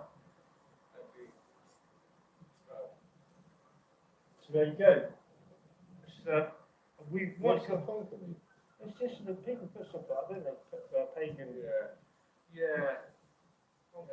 Oh, and also, you don't get spiders when you get conkers, do you? Spiders are fascist, and we all know that. So we don't repel them as well. Exoskeletons. No net. Only one spider got a net. And you know what they say about that spider, don't they? With some neck. Or Gregory.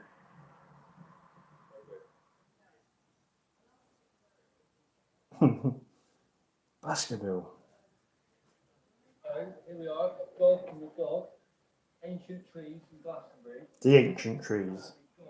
And I actually captured two faces within not that tree, that tree. Are they both oak? Yeah. And when I paused it, you can clearly see the face.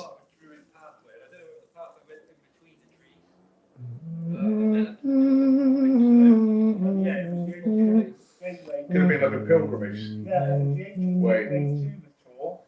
And Gog and Magog are made like two giants that were chained, they were beaten up and chained by Brutus and the Trojan army, supposedly, whether that was the case, we don't know. But yeah, two ancient and very sacred part of the old sacred druidic grove. And unfortunately, you can't hug them. I would give them a good hug, but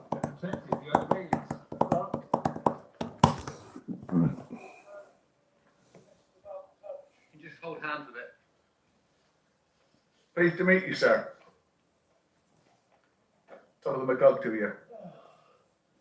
You gonna have a touch, Rob? Get the holy feeling. It looks like a turtle's neck and head. yeah, there's so many little faces you can see from that. If you come around this way, I thought it was a little elephant even. Behind that, touch that, touch that part of the trunk. At least he's still alive, this one. Give me that way, mate. I'll get the sort of the girth of him. He's huge, isn't it? Yeah, it's lush, man. How old is it? Oh, old. Maybe as old as you, Scott. Not many people have heard of these, have they? It's a bit of unseen Glastonbury, this. Yeah. Away from all the commercial, Yes. you know, Hollyoaks. spiritualism type stuff. But, See the face there? Rob's woods, he's got a Nature. tree called Gog. Hang on. There, look. So this should be a bit of a spiritual pilgrimage for us both. Literally in the tree itself. Maybe as old as you, Scott. Not many people have heard of these, have they? It's a bit Ready? You've seen Glastonbury, this. Yeah. Away from all the commercial. Are you ready? Spiritism, sort of stuff. There, see it? Eyes, mouth, nose. Can you see that? There? Eyes, nose, mouth. Can you see that? I can clearly see that through my camera now. Can you see it?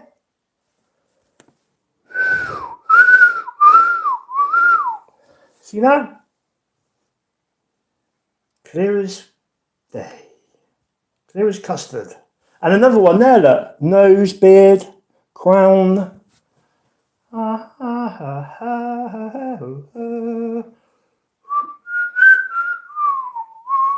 See that?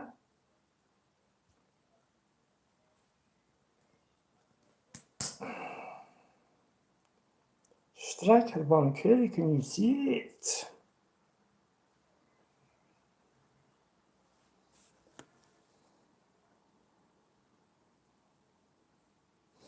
I can see that. Clear as custard.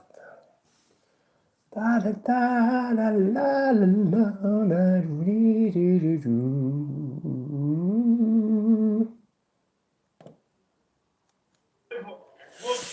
Rob's words, he's got True nature. a tree called God. That's what we're up to. Yeah? So this has been a bit of a spoke. Sorry, I'll drop you. True pareidolia. That's unbelievable. That's still alive, even though it's all hollowed out. That shows you the resilience of nature. Namaste.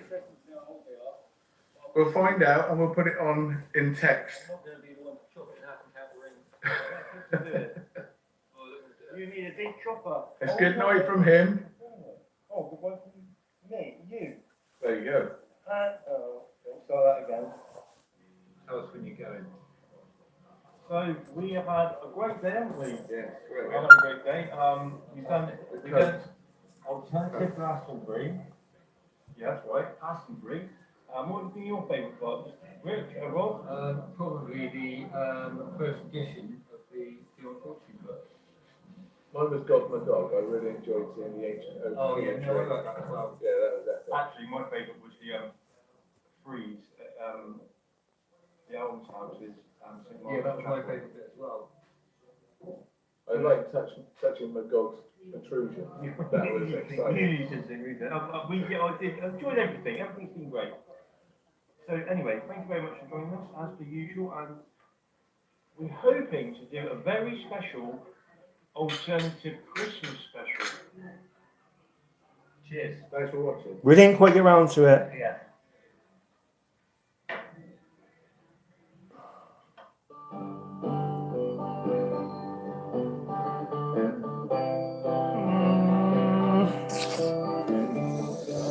Well, that's a big conundrum because if we look at this here.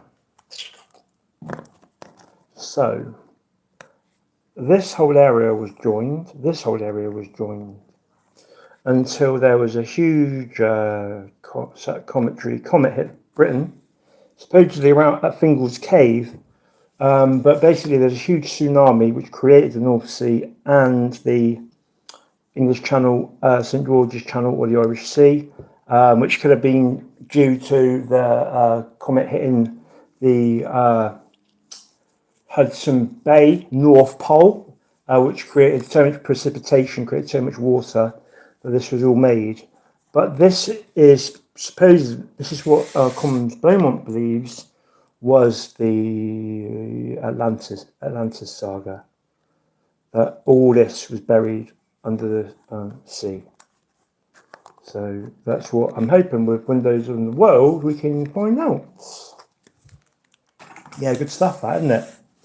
So, like I was saying, basically, as far as depression or anxiety and feeling like shit is concerned,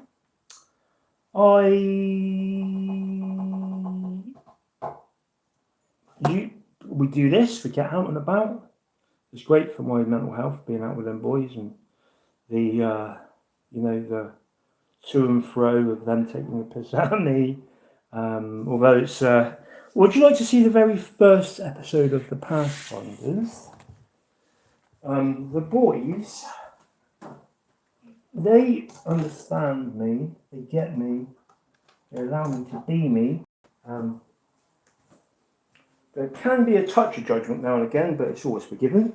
But they allow me to do what I do. If it wasn't for them, I would never have. Oh fucking hell! 571 subscribers. You need to get that one up a bit. I would never have been able to make any music, anything, because they are the ones who do the music. Thank you for the music.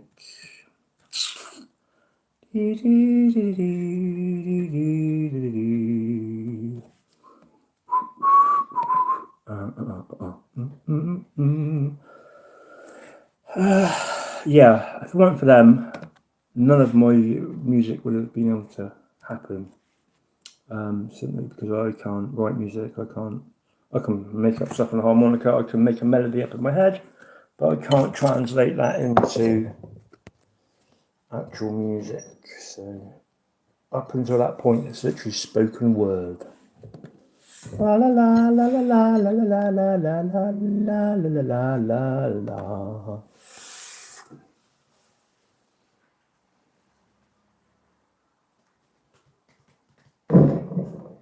On the documentary about the Ohio mounds, they believe that they are giant burial mounds of giants.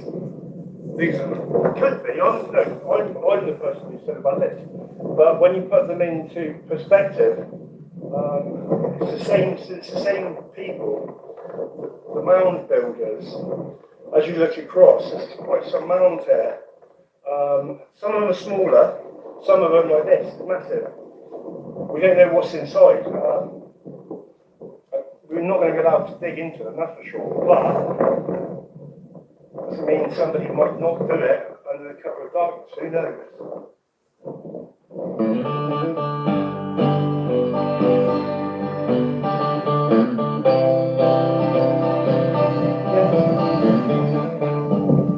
So I think that I'm sure there'll be another stone here somewhere, but I haven't found it yet. It's more difficult to grasp than the thorn.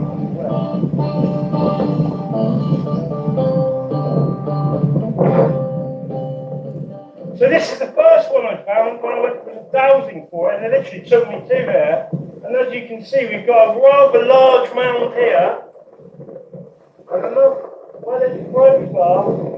This whole area could be one mound in particular. Now we're not sure whether they're burial mounds. I mean, I have watched a recent documentary in Ohio where they say they were giants' grave mounds. And you can certainly fit a few in here. I mean, it's gigantic. Look.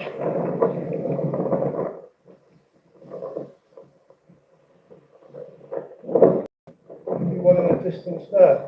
What? A stone. It's looking up on the horizon there. Might not be, might be a post. Have you not seen the Mini Wood Henge? They started, but they never finished it. Take a peek. Pixie Henge. Very important. I love this one, it's so funny. The boys. The boys! So here we are with another stone just there in the distance, but behind you, we see more fairy rings. One here, one here. Now, second lot of fairy rings we found, third lot actually, I think. And wherever we've got these rings, we seem to have these mounds. So, What does that mean? well, fairy rings, they say, are like entrances to like fairy realms. Yeah, I know. Or when it's a new moon and the new moon shines, they have a party and it's a party ring.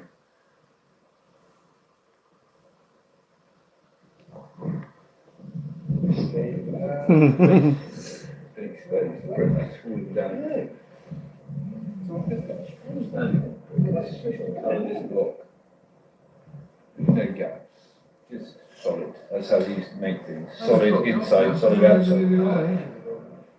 Nobody went in, nobody went out. There was no room. It was solid. website, yeah? All the way through. The words of a genius. So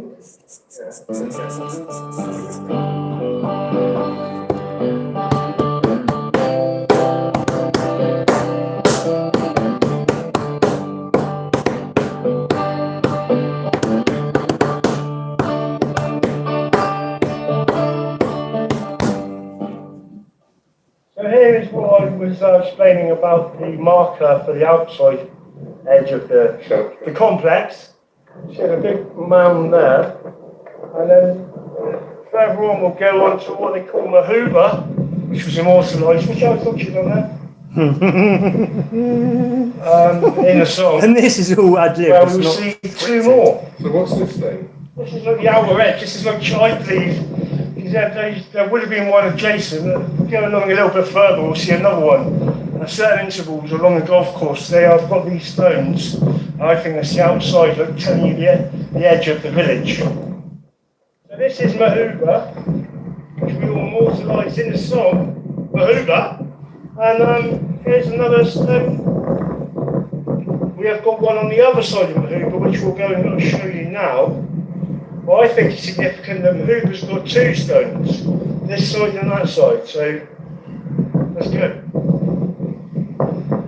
Let's go.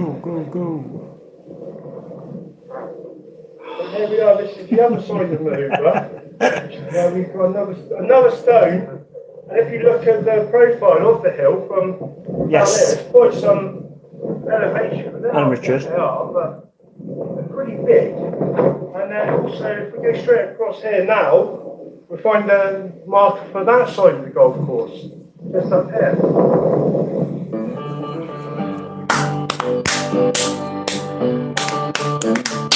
Oops.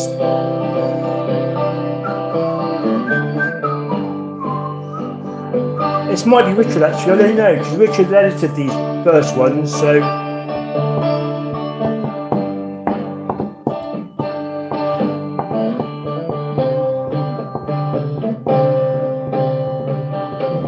This is the outer sort of marker for the golf course here. And if you look close in, you can find there's three outlines there. Three. I think it shows from megaliths and microliths, we've got the mounds, the line up, and we found some fairy rings as well. So, I mean, basically, the lines are sort of a fantastic story, and see what we can find on our next thrilling instalment of the Pathfinders.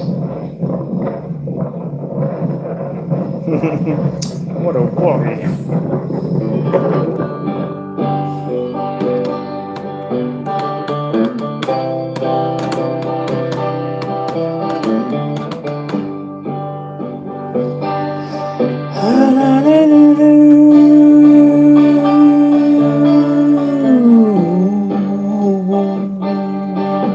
Well, this is a good one.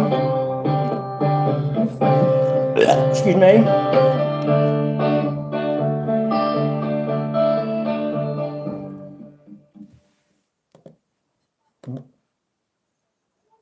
Forgot about this. Who could forget about this?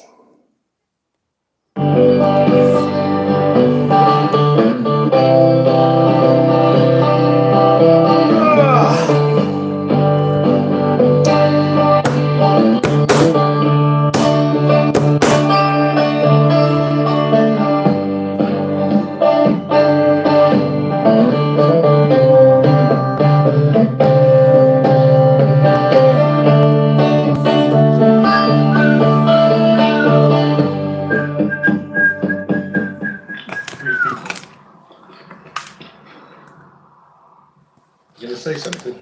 Yeah, something. We are at Fast Avenue. There's a little sign, my name on it, can show us how to be quiet. The Merry Monks.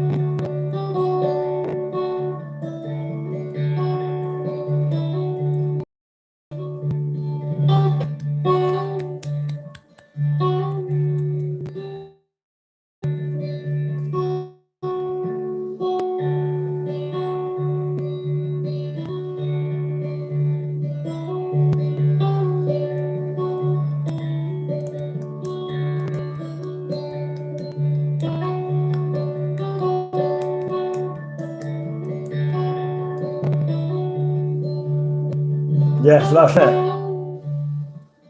Even then, my dad called it the rocket.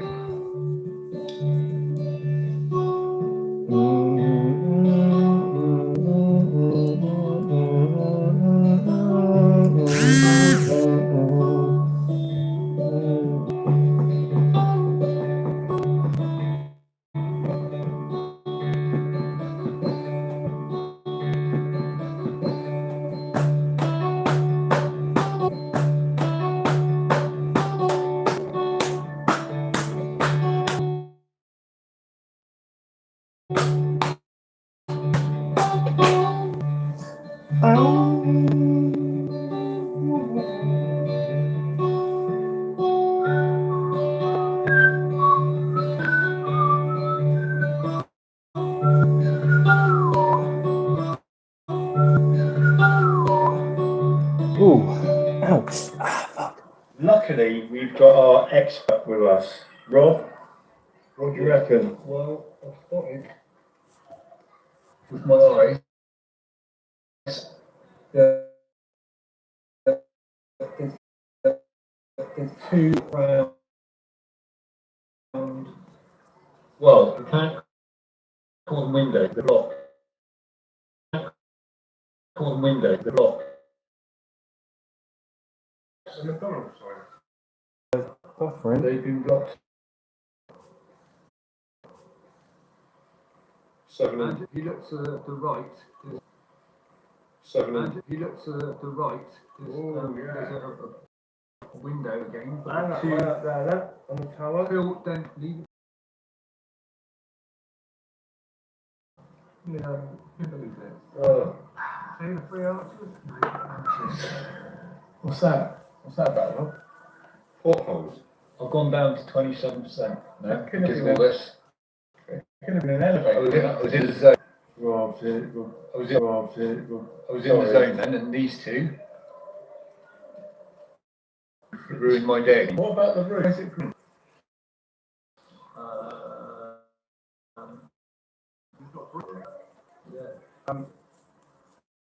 On the roof, and he ran out of the old gel coat, so he just Old Velux.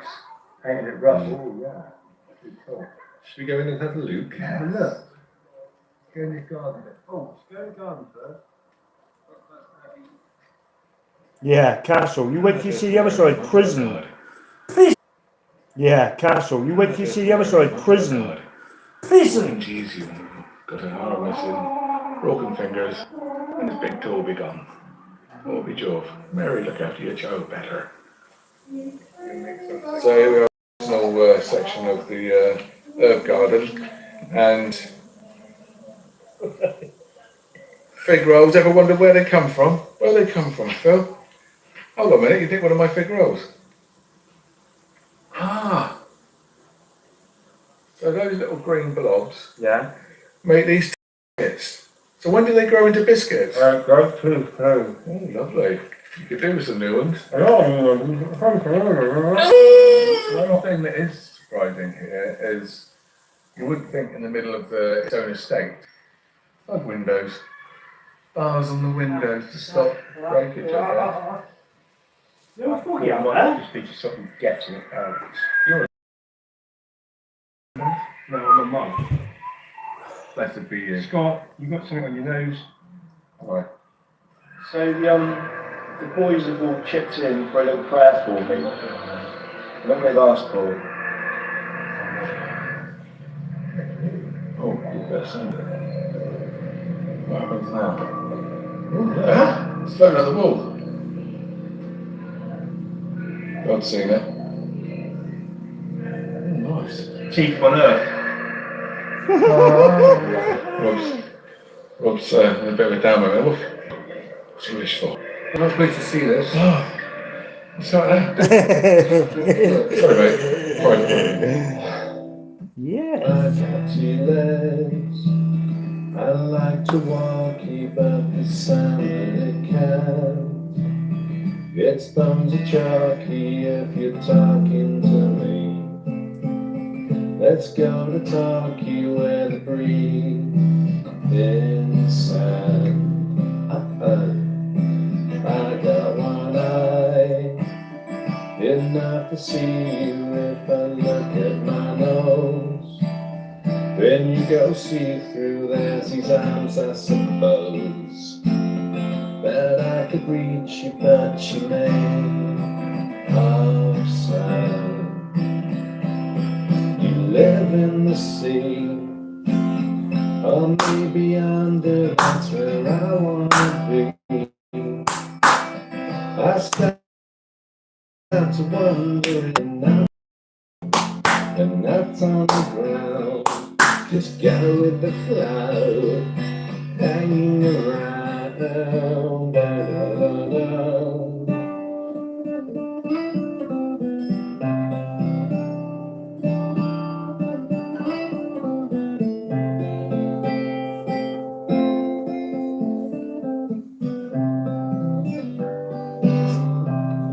Squares are in squares. You've got a life, that's what to tell you when you go to die. You nod yourself through onto the other side. And if that happens, will you talk to me? Richard. Cheers. Cheers.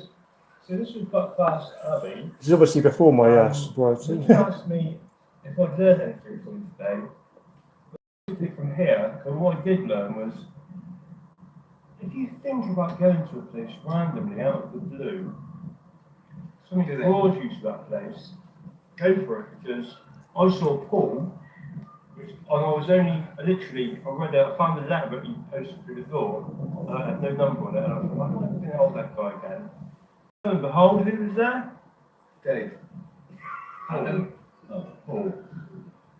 So anyway, Medicine. medicine. Fast medicine. Well worth a visit. Oh, that's lovely.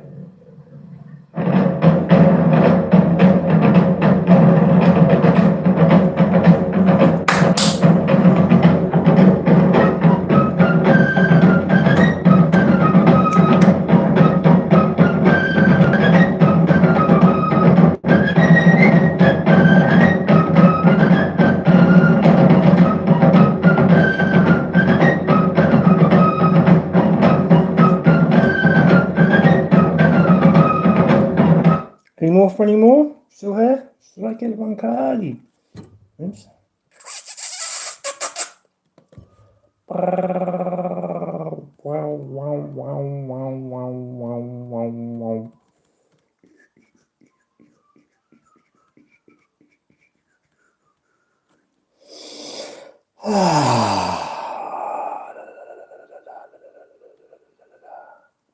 There we go, it's a good one.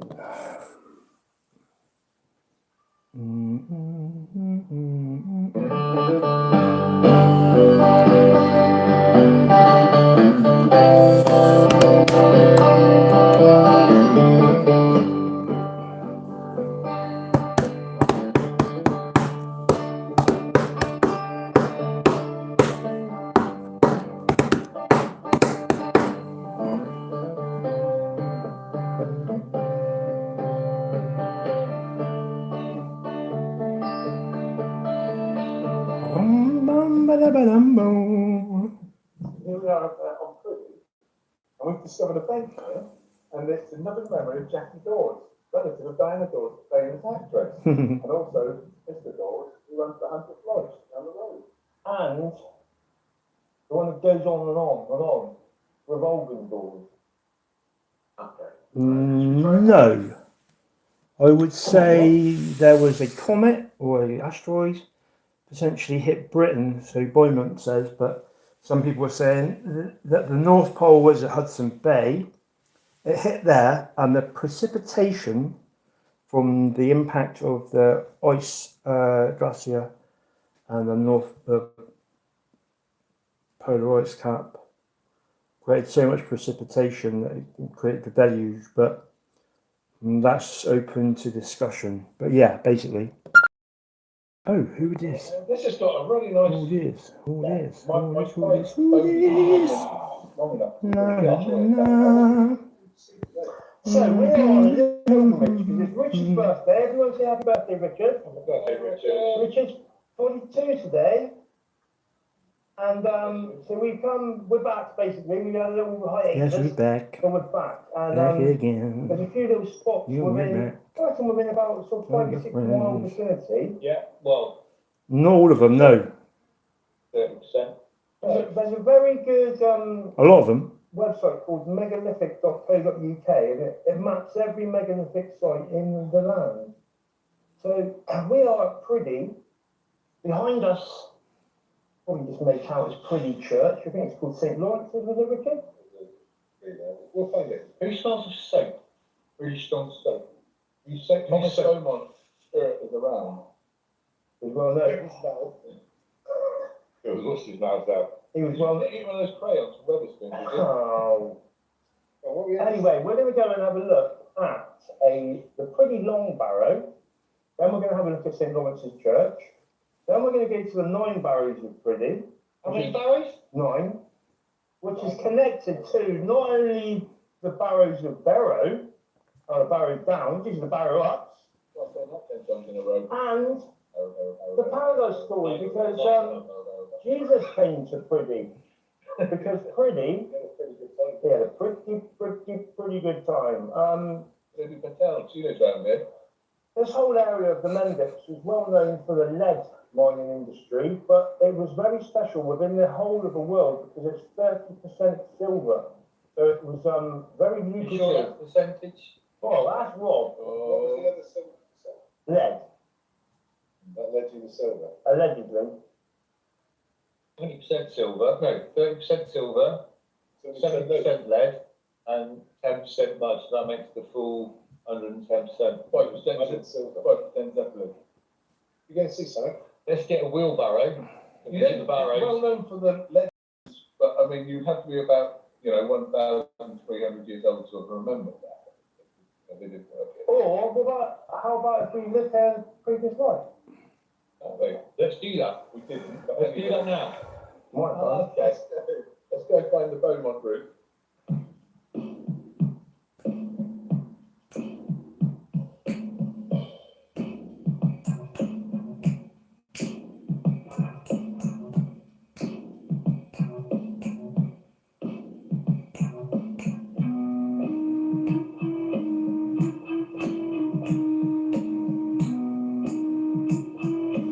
Oh yeah, I'll just tell you now. So I am Emmanuel Fester, or mani.festor. That is Great Scott. And this is Kenneth Longbarrow West.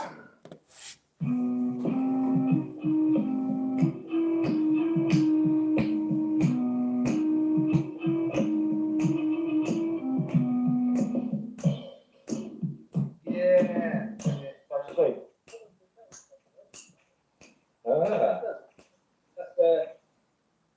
That was protection sign. There's some natural cat patch. Oh, is it? Not very good sign. Not very good sign. There's anything on it. So, this is a pretty long barrow.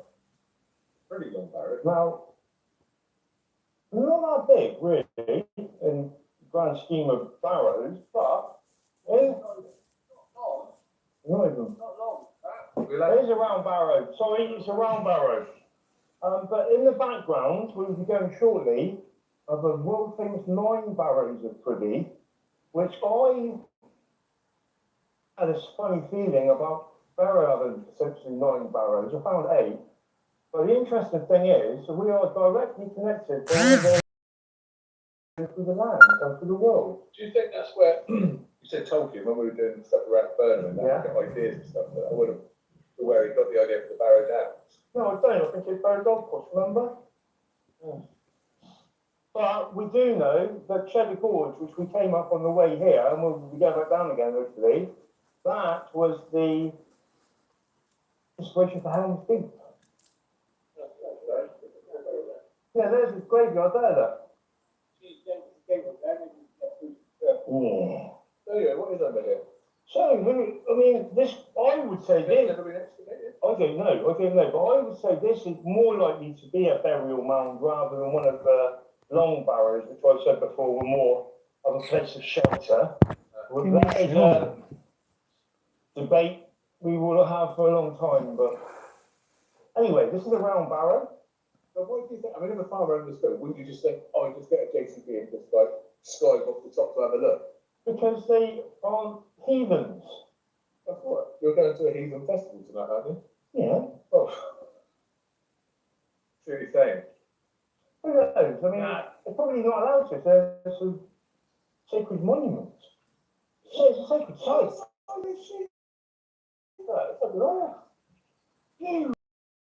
Keep round, What they call a warab, a a backward barrow. Bold. concave. The dip. Hey, maybe the dynamite Yanks came up here and helped with that. Made with one ladle. It's like wherever you get a railway bridge, there's always a pond, isn't it? Where they That's true. You know what? I never ever thought about that, Rob. Thank you. Yes. Very good. Hey, look, I thought the policeman over there. I don't know. Oh, sorry, I meant to do this. That could be well done. I was saying, what? And I'm supposed to be the mad one. Scott's not me. Mum called him the weird one. Poor old Scott. He's not weird. He's bloody lovely. Cowslips, aren't they? Big cowslips. So here we are with an example of another yew tree. The sacred yew tree, which you always find. Yeah. To you. You would always find them in these graveyards, and it just goes to show how old the goings on in graveyards are. Got origin from ancient humbug. Yeah. They're not as minty, but they do last a lot longer. The yew cone. Now, as I said before, apparently, if you were to lie underneath a yew tree and you inhaled the sap, Are you intelligent? it could, Are you intelligent? They lie. yes, You just lied under a yew tree. no. There's a cross section. I didn't get to finish what I was saying. Interesting. Anyway, you can have what's it called? What's it called? We're waiting for you to say it. Oh God, what's it called when you seeing things? Oh, like Hallucination. What an epiphany. Are you intelligent? Who knows? I said I can be good. Who knows? That was a hard one. The flaps of her cone. Oh. Did you know that it's heat that makes a cone expand to displace its seed? There you go. I thought it was friction. So have a look at it anyway. I think. Oh look, we've got another doorway in the tower. This one's open. This one's actual doorway. This one, no?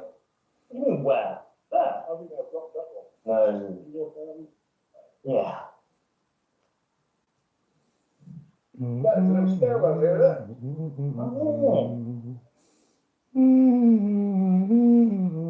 Is that sick note? We're staring well, isn't it?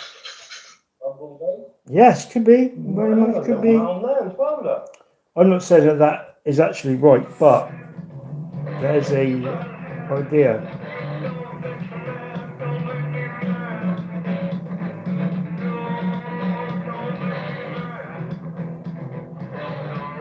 How great I am, fucking hell.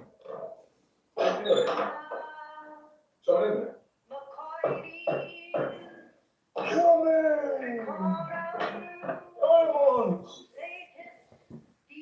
Oh, tapestry. Wow. Wow, what's this then? Oh. The Christogram. Lovely old church, this one. Old. In fact, I should imagine that that church site is one of the oldest in the land because of the proximity to the barrows. Two, with pillar and foot consecration.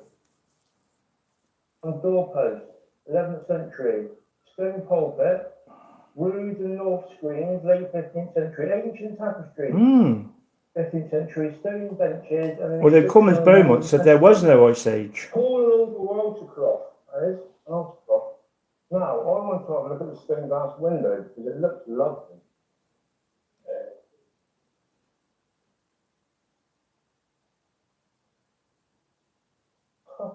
Catherine Gibbons, 1988.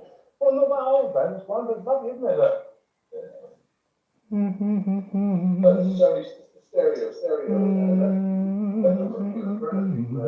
Roger Freeman, who died August 1944 after a tragic accident. Oh, British birds.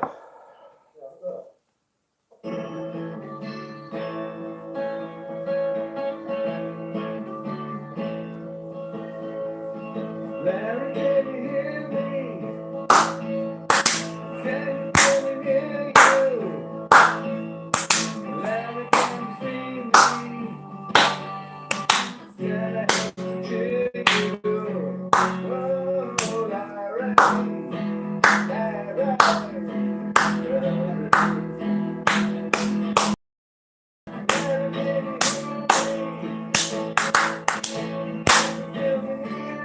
True enough.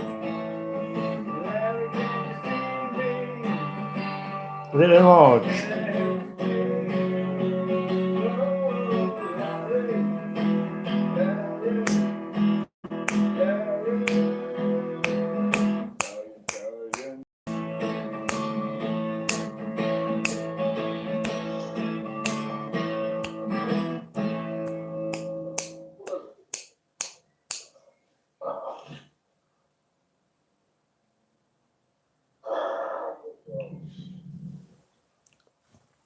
We made a bit of a mistake because we only have one reading mic.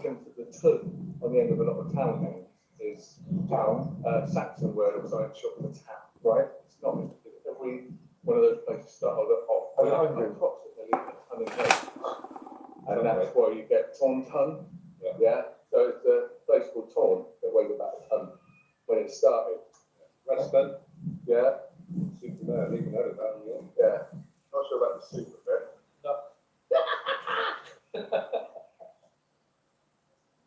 It's especially for Charlie. Charlie is boss. Phil always talks about it in such a nice way. Sometimes. Anyways, this is, you've got your dry stone wall there. This is a commonplace all over the market, especially. I mean, a lot over the country, especially the Mendics. Well, mortar wasn't in, like, it was in a short supply. So you don't need your mortar joint. You just lay shapely pieces of stone on top of each other and form what we call a dry stone wall.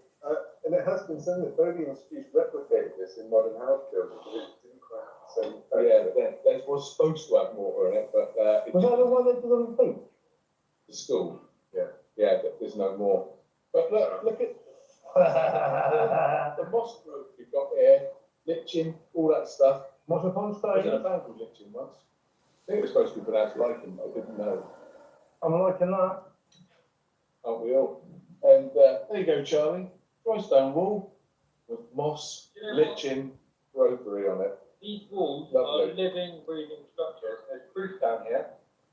You look down here, the range of the stone wall. Over here, look at that down there, you can see it breathing. Oh my lord. Oh my lord. That is amazing. Part of the mending. Thanks for the light.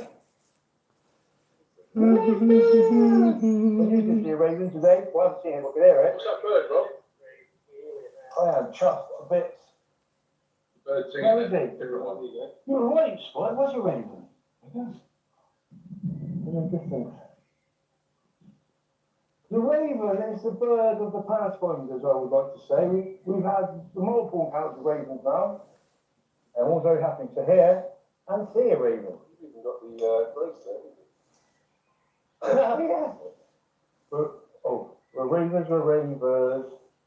And it definitely pertains to Phil, especially because he's a raven loony sometimes. I wonder if it's the same raven that went, oh, follow them. Oh. Okay. There's some I seen it. I'll tell you what, just down the lane there, in top of the Horrington, there's an old quarry and there's a raven there as well. Don't even follow me about. Is that in Pagan Gulch? Yes, let's go.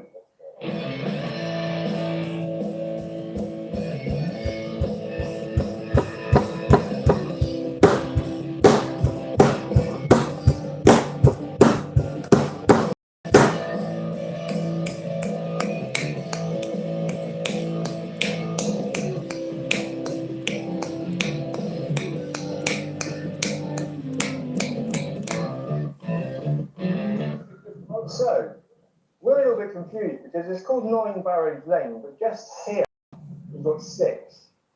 Might be more. Over there, there's 2 there. 2, 4, 6, 8 over there we can see. Over yonder, not there. Over yonder. Yonder.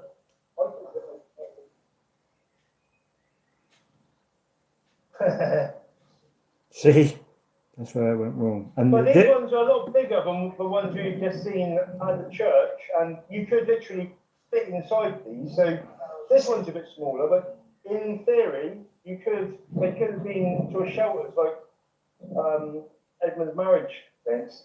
Well, they say they're burial mounds, but oh, another hollow. There's a hollow there as well. Keep this line. Running line. Hollow. There's another one. 7. I reckon there's 9 here. Oh, there's 9 here and 9 over there. Yes, mate, it's got big. And the big stones. See? The markers. The markers that we talk about. Reconstruction. Realise writing. Rebecca. About Anthony Robinson. One more the crime scene. Now that is something. Yeah. Let's keep going round because we've got 1, 2, 3, 4, 5, 6, 7. Oh, stop. Scott got that hand earlier. Oi.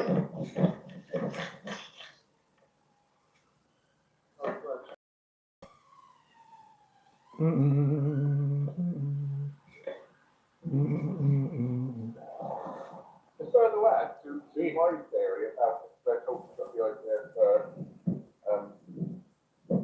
the rings material. You've got the 9 barrows, and that's the other. And I'd like to point out also what Scott said, what I say about the Barrows Golf Course being the Barrows Mound, is I found 9 mounds on the Barrows Golf Course. On the old map it shows 8. Like I said about being basically where we're sat now, the main road goes all the way across Cherry Gorges over there, and if we would go straight in a straight line now, we would hit Barrow, we would hit the 9 mounds on Barrow. Potentially, yeah. I mean, they're on the ley line. This is sort of a curve there, but ley lines can be quite wide. They're not like. and not only that, so we've got this line, the triangle.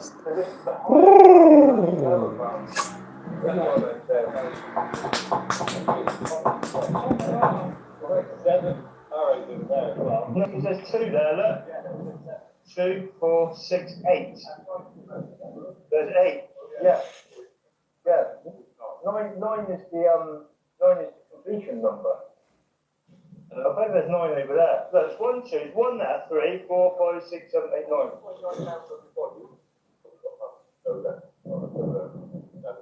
What about Barrow? Barrow. This is like fish. Try this. It's like a bed of moss. This is so comfortable. Yeah. Sterling it. But these are quite big, aren't they? One person in each one. I don't think anyone has. Yeah, like it.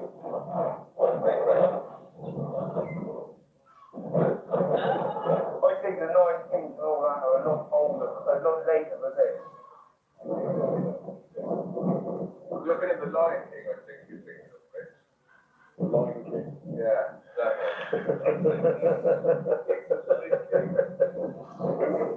He's the big king.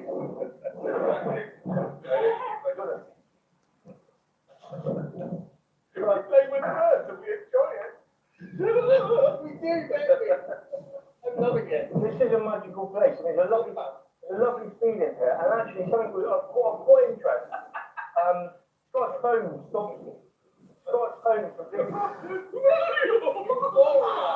Euphoria.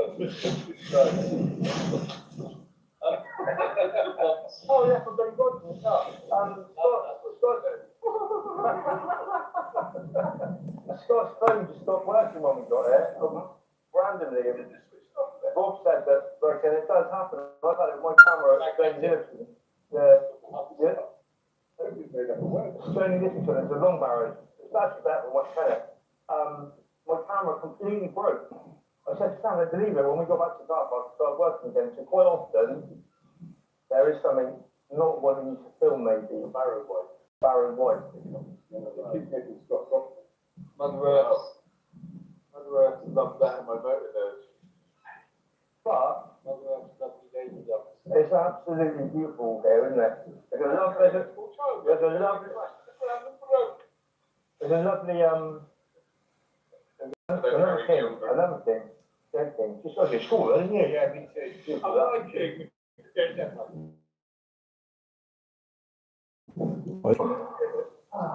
Joanna King, what a babe. Anyway, I'm feeling the energy. It's all right, absolutely. Not since I've been down here. What do I say? Nobleman. It's a nobleman. Let's show an extra. But within, I don't know, 5 square miles of there, I'd say, you've got absolutely bundles of prehistoric megalithic wonder. So, the pretty thing is just over there, we won't get out anywhere near it because it's a firing range. But a point I wanted to make was, so, firing ranges, you always find, like the biggest one in Britain, where there's lots of ancient history, and also golf courses, and Barrows claim to fame, not only having the 9 barrows, but a golf course and a firing range, all in the same spot, so it must have been pretty important. It's been a pretty nice day.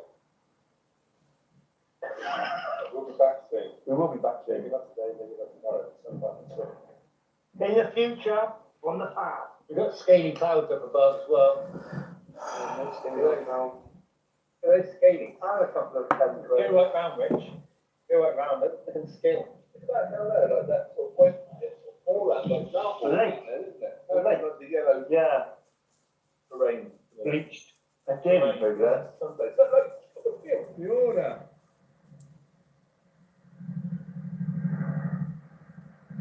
The order of something you knew could find us.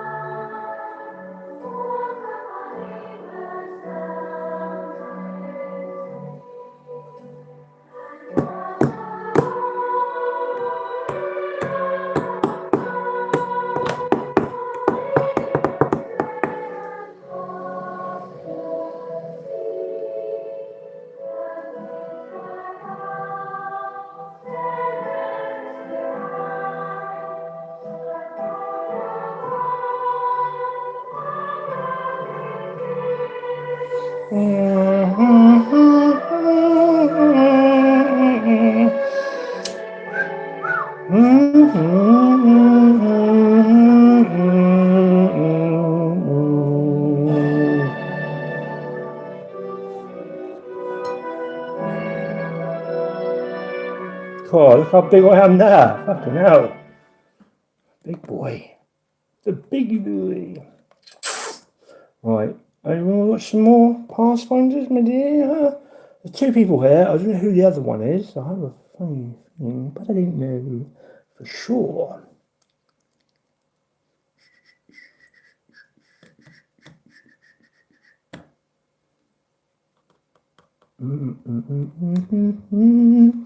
La la la, would you like to see more?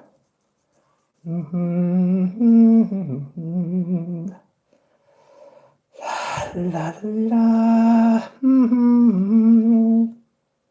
Hang on. Ah, right, okay, let's do it. Let's do it. There you go, one. Today, The Heidelbergensis. Drew. Stanton Drew is one of the largest stone circles in the world. There's also a smaller stone circle, and also an array of stones called the Cove by the Druid Arms Pub. So let's have a look at Stanton Drew. Great, it's fucking brilliant now. I can highly recommend it.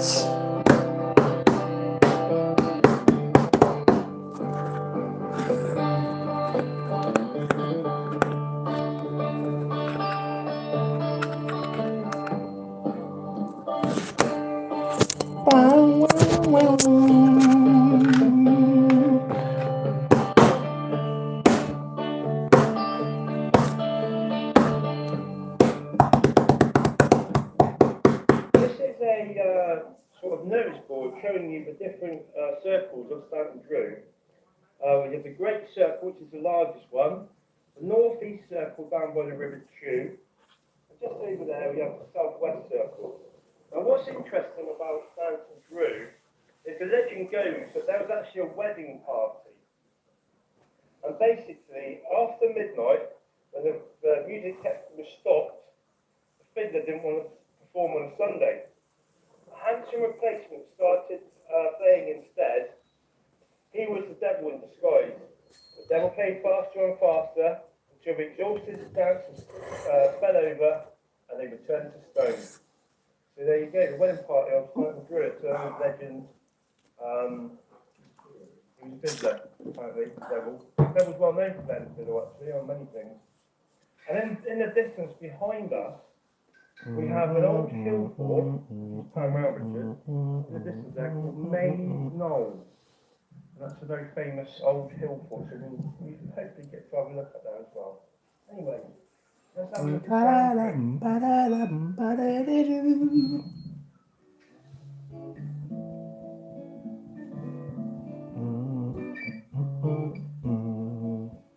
Okay, so this is the first stone you come to of the Great Circle Stanton Drew, and there is a legend that goes you should never try and count all of the stones in the circle, because a hideous fate will come upon you.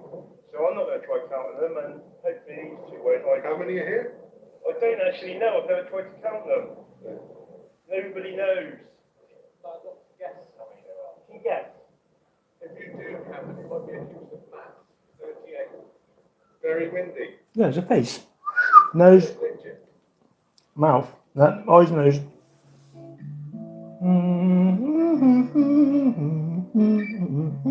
Oh, goodness me. Okay, so here is potentially an example of what they used to do with stone circles and the stones themselves, because it's been proved that around in the inner circle, the land inside the circles are always great pasture land. And what they used to do was that they would put seeds on top of the stones for blessings, and the stones would charge the seeds for next year's crops for next year. So that's whether this or it isn't, but it's sort of quite an interesting point here. I'm sure it is. Robert went to Stanton Drew for solstice. No, equinox.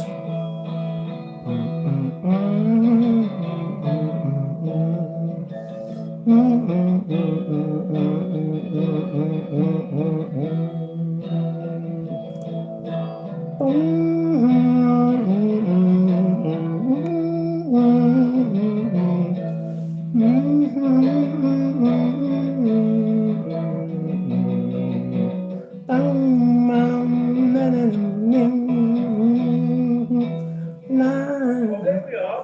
We have got a little ritual we do over sort of standing stones and sacred places. And this is about as sacred as they're going to get. So here we go. Rob, do you want to start?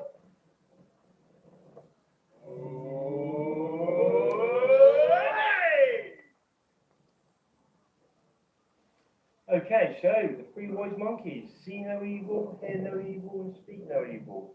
But an interesting fact about Stanton Drew, which I personally find quite amazing, one of the most underrated and unspoken of sort of centres of stone circles and megalithic history, because, as I said, there's in this field there's 2 circles, just over there's a third one, and then you've got the cove, but it's just not really as well known as many of the other places. And in fact, in Somerset, you speak to a lot of people, they've never heard of it, let alone the rest of the country or the world. So I'm quite glad that we've come here today. And also, while we're here, it looks like they've had a summer solstice or spring solstice equinox celebration here, because as you can see on the rocks, there's been sort of painted powder everywhere. So that could tie in with the springtide grass on the stone over there. So it could be to do with Easter and her festival and her celebrations. And actually, earlier on, we were by True Magna Lake, and we saw 2 herons fly past, and there's 2 of her birds. Or egrets, weren't they? Egrets, sorry, or herons. Same Any family. bird will do. Same family. Long legs, White long egret. white egret. Water bird. White egret, yeah. So there's white egrets, I guess. Of Starla. Starla. Season come. Another pack. I slept in that house over there. Do they know that? This could be a long trip for you. He's Goldilocks, or used to be, before his hair fell out.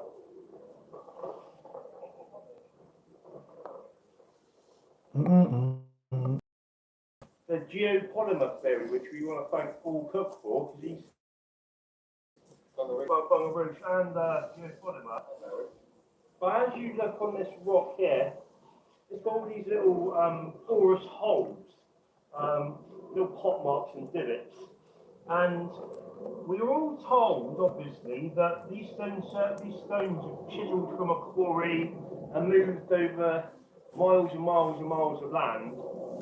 But actually, if you really think about it, and it does go against the whole megalithic grain, and I love megaliths, absolutely love them, but logically speaking, I'm talking about levitating stones and moving them over hundreds of miles. The giant theory. The giant theory, and don't get me wrong, I 100% believe they were giants, but whether they carried them across miles and miles and miles of land, or they were literally just poured into moulds like they do modern day shuttering, is exactly the same concept. It does make an awful lot Hello, more St. sense. Germain there, look at You know me. what caused this? St. Germain. Diamond rabbit.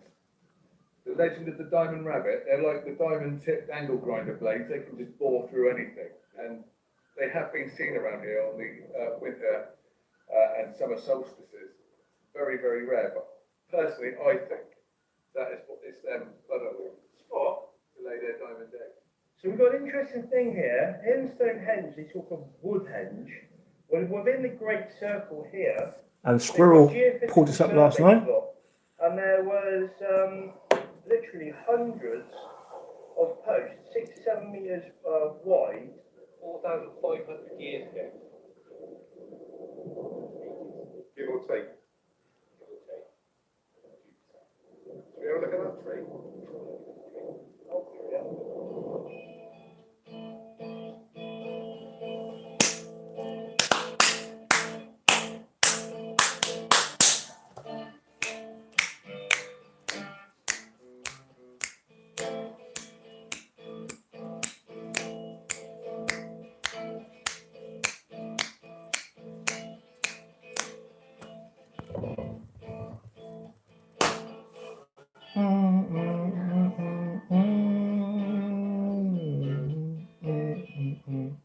There's something of interest and also something quite sad. This tree's come down now. But it's absolutely ancient. It could even be as old as the stone circle itself. Because if you tried to go in, there's literally hundreds and hundreds of rings. So it's a very old monument indeed.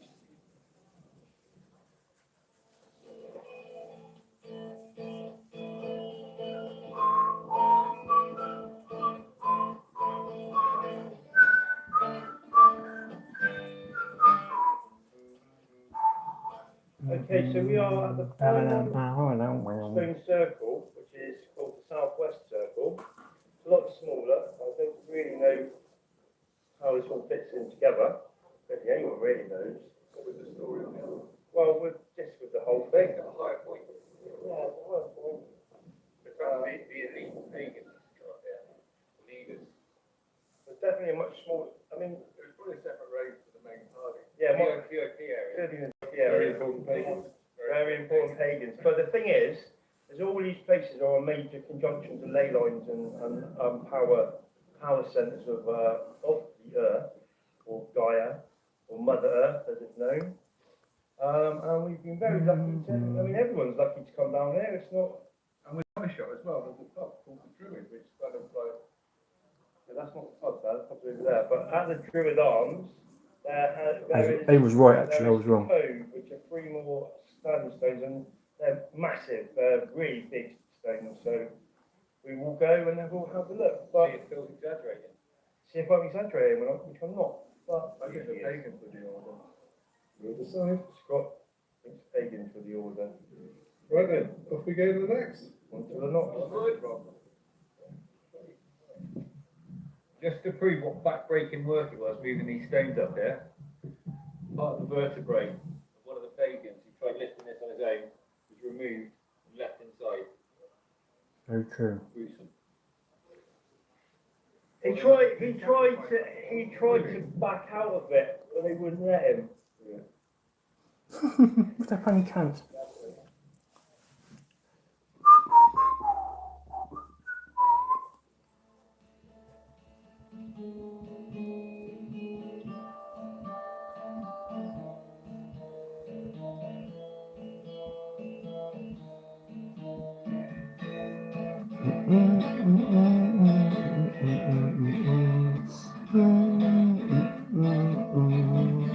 You enjoying this, Striker? Yes, Striker. Saint Ricca, maybe. Saint Ricca. Okay, so here in St Andrew Church, we found a lovely old picture with the cove and the church. But this gentleman here is William Stuteley, and he's like the godfather of basically the sort of written down and mapped megalithic worlds. He went all over the country and he noted and did artwork. I think he did this himself, Stuteley, of the cove. So it's a lovely find. I'm looking pretty good though, I must say. No filter.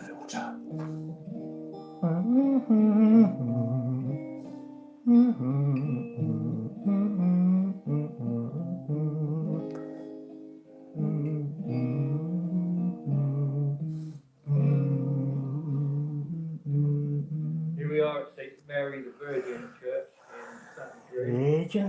and if you look very closely, up there, that's got to be a good, from base to the top, maybe 12 foot 22 doorway for the giants that used to live here. 21 Certainly of that. 47% sure, just from the size of it.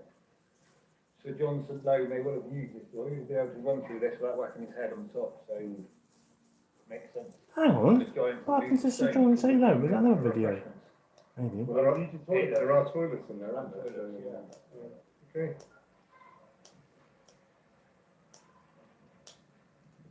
We've come to the rear southern quarter of the church, and we found a 4th gargoyle that matches the 3 on the west-facing side. Just up there. This one's even got teeth. That's how intricately carved it is. That was me before What the did they fucking have fall. So it could gnash the downpipe. Yeah. Noshing it off. And sort of chop up all the moss with his choppers. Also, I spoke about yew trees in Burnham Church. And in St Andrew Church, and obviously we've got some pretty old goings on in and around the St Andrew area. You've got 3 massive yew trees. No me trees. You and you and you. Oh no.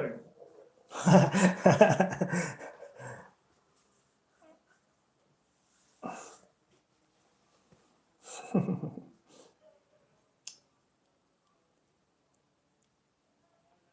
I was saying about yew trees at Burnham Church, and you always find them, and they're sort of signs of ancient goings on. And obviously, at Stanton Drew, we've got some pretty old things happening. And in the church here at Stanton Drew, we've got 3 beautiful old yew trees. The old things aren't happening, they happen. Well, they are happening because they're still alive. Oh, yeah. So there you go, 3 yew trees. And future.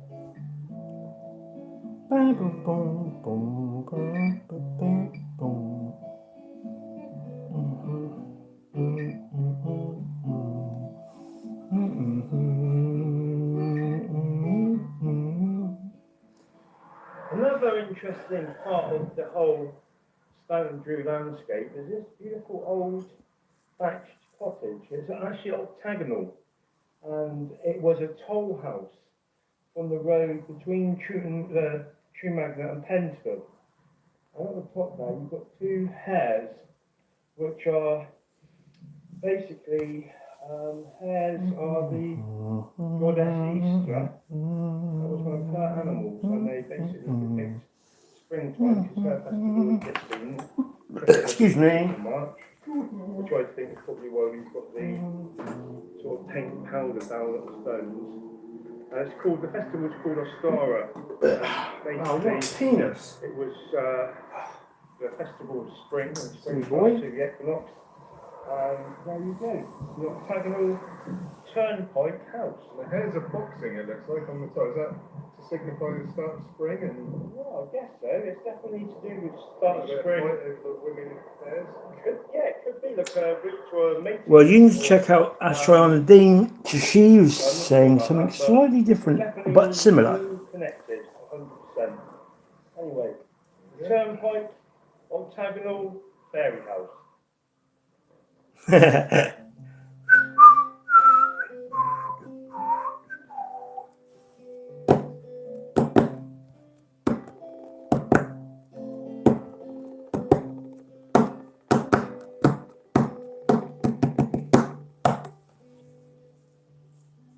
Oh, yeah, don't worry about that, love.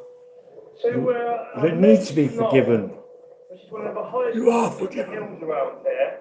Just down there is Dundry. Behind Richard is Bristol. But as we look at the knoll itself, it's known as the trunk. It's got these ridges, which I think, it's how it's been built. It's underneath, if you stick down, you find like a dry stone wall effect, like we found in another part of North Somerset. Well, we're going to go up the top and have a look, and it's all part of the environment. Maze Knoll, it's really nice up there. And this is a bronze I can imagine my dad going up there as a child, because he was around that area when he was evacuated in the war. Bronze Age hill forts dotted around the When he was a little boy. place from that civilization. So let's go and have a closer look. I should have had that tent. There's a good little tent. So, on closer inspection of Maze Knoll and what's known as the trunk, I personally think, I don't know about you guys, that this is another barrow. It's so long and thin, unlike an actual hill fort where they would have had settlement perhaps. But yeah, because of the way it's built, and then you can see there's stones all the way through it, but they've been placed like a dry stone wall. And if you were to take a section of this out, I think you'll find it goes all the way down. It's like a structure. It doesn't take a great deal of time for grass and whatnot to settle into these places. And they may have even originally, well, that's a tough word to say, they probably would have just been a stone structure, and over time, grass deposits and seeds and whatnot. Probably big cabinet void inside there. Yeah. Tombs and things. Well, not even tombs, because on all these places, like West Kent Longback, Rooms. which is Rob's famous landmark, and Stony Littleton, which isn't too far from here either, you can actually go inside, and they weren't tombs, they were like shelters. They'd have individual little, like pens for each people, for each family, I guess. But it's amazing to come up here, because from down behind you, Richard, we can see Stanton Drew from down there, and you can see this park from all the way around. It's just so different. It looks a lot wider. I mean, you can't really tell until you get on top of it. Just That's how Brazil, my home, find this is just birthplace. part of the Barrow sort of culture. Where are we off to next? We are going to Down a pub. the Druid Arms pub, where we will find the cove, which are 3 massive standing stones, And the sacred gammon. and the sacred gammon of the gods. Has the common market come to Stanton Drew The yet? common market is on its way, apparently. Yeah. And that's a nod to the Wurzels, because it's one of their zones. Mount Zomerzet Don't drink up the cider. and Mount Zion. Yes, hello, Miss Blipper. Miss Blipper, please meet.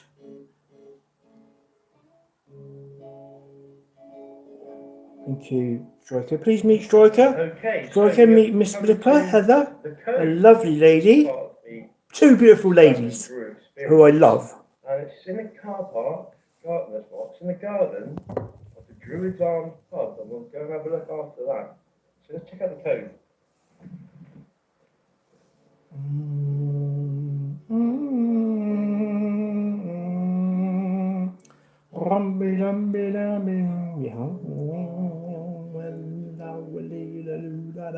Look at that one on the floor, it's fucking huge.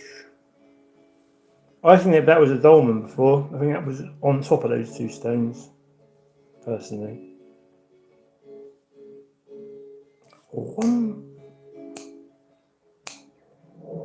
The story goes of the stones.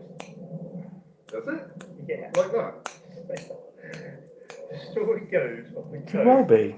that it's part of the wedding party. I think it was a dolmen. I think it was on top of those 2 other stones. Guests danced on into a Sunday when it should have stopped. And the devil was there and he turned into stone.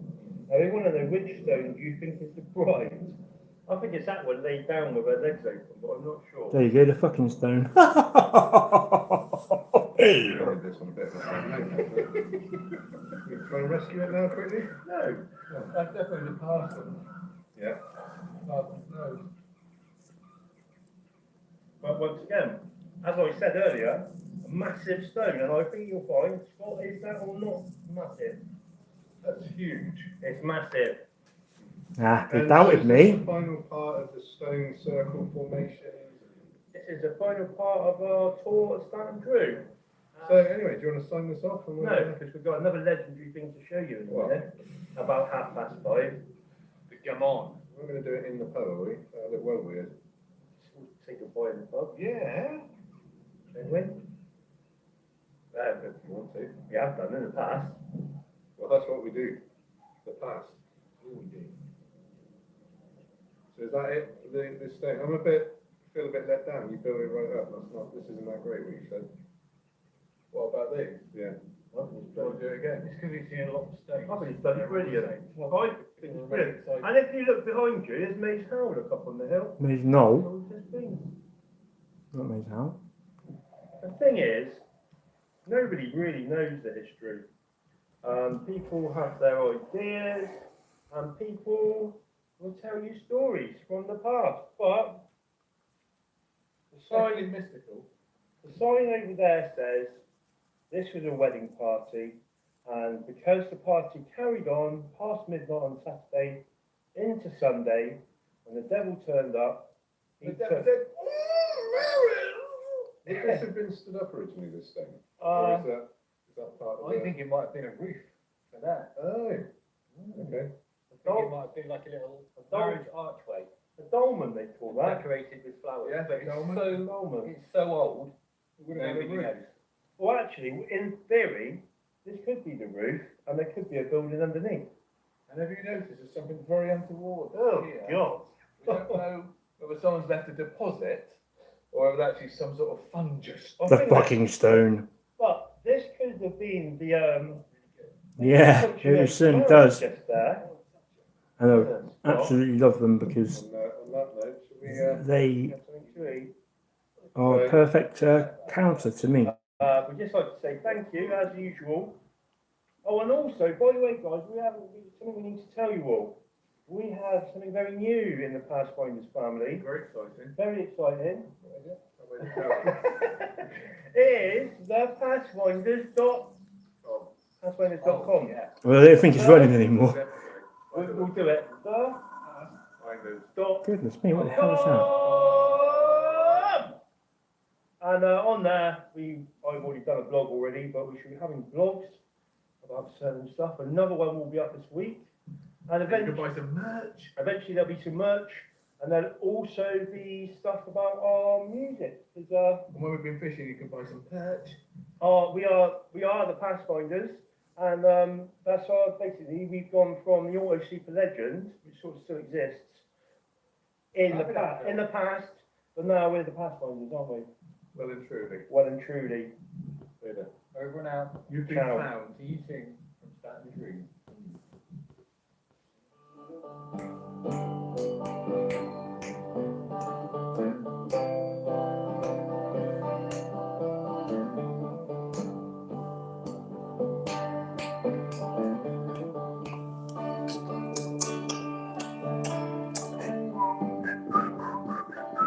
There's quite a few videos now, in fact, I don't know how many, but a lot.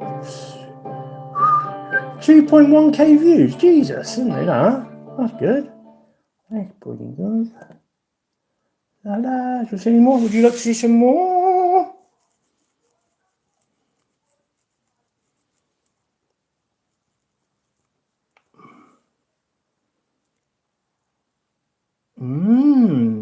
And what about the Rapa Nui and the Easter Island? More to be sure. Let's have a look. I don't know if it's still online. I'm not going to bother actually. La la la la la la la la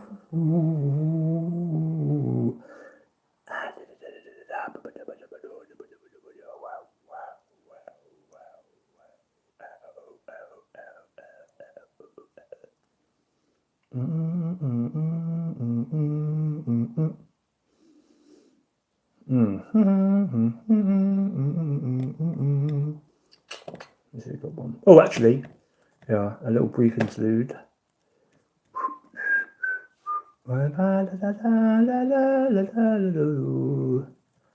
So this is a song Scott wrote. Yes, it is, Miss Blipper. Please go and no, the past finders. You got it right the first time. Past, present, future. Everyone gets that wrong. Probably because I've got a lisp.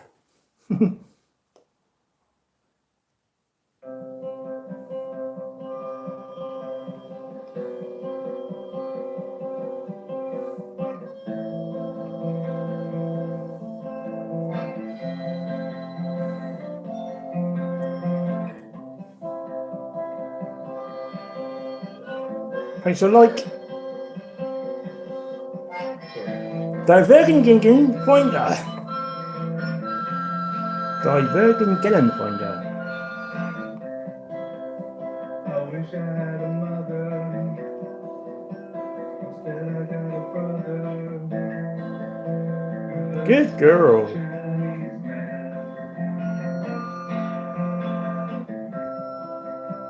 I wish I had a father who didn't get into a ladder just because I'm gay.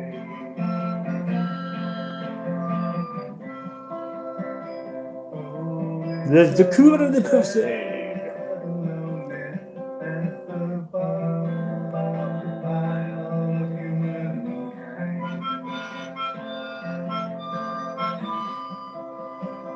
Oh, I need to get some beer into my body to help me unwind. Cracker. Da dee da dee dong. Right, so here we go. Would you like to see the Paradise Story? Yeah, go on, let's do it. Let's do it in the corner of. Ow! Fucking hell. chronological order. Ba-da-do-do-do-do-do. Bit me tongue. Hang on, what does that say? This is the only. At some point in the past, it said that biblical happenings occurred in a small village in Somerset that has largely been missed by locals. So the Pathfinder are setting out on a mission to uncover the truth and sort everything out. Literally.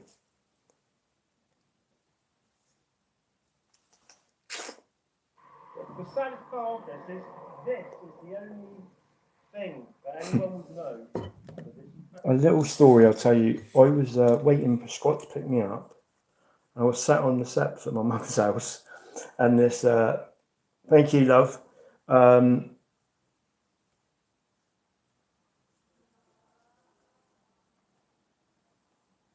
solitary depressive mood called, yes, that's right. And it's coming on here, cheers me up. Being part of those cheers me up. Music cheers me up. Art cheers me up. Poetry cheers me up. Finding the past cheers me up.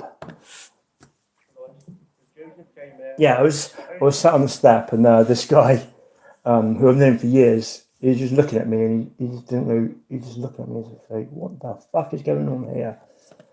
Trail, Mary Magdalene, King Arthur, the Knights Table, the Knights Round Table, and everything else in between. This is it. Why don't more people know about this? I haven't got a clue.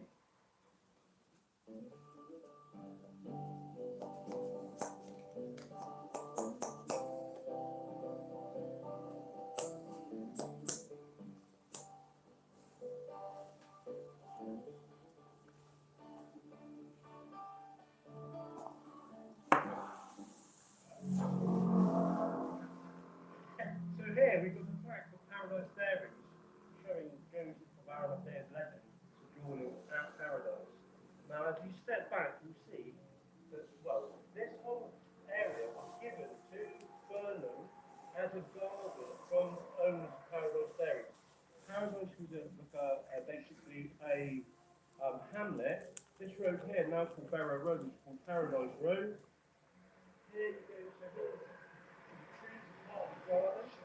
the trees part of the garden, and it being the garden of Eden. I think the weather affects it a lot. The seasons. Yeah, being on your own, without maybe anyone to talk to, or talk to, feel. That's why I do these streams, because I'm on my own here, big time, literally. So I am able to connect with other people, which is important. And there's multiple factors, really. What you're eating, what you're drinking, what you're consuming, what you're thinking,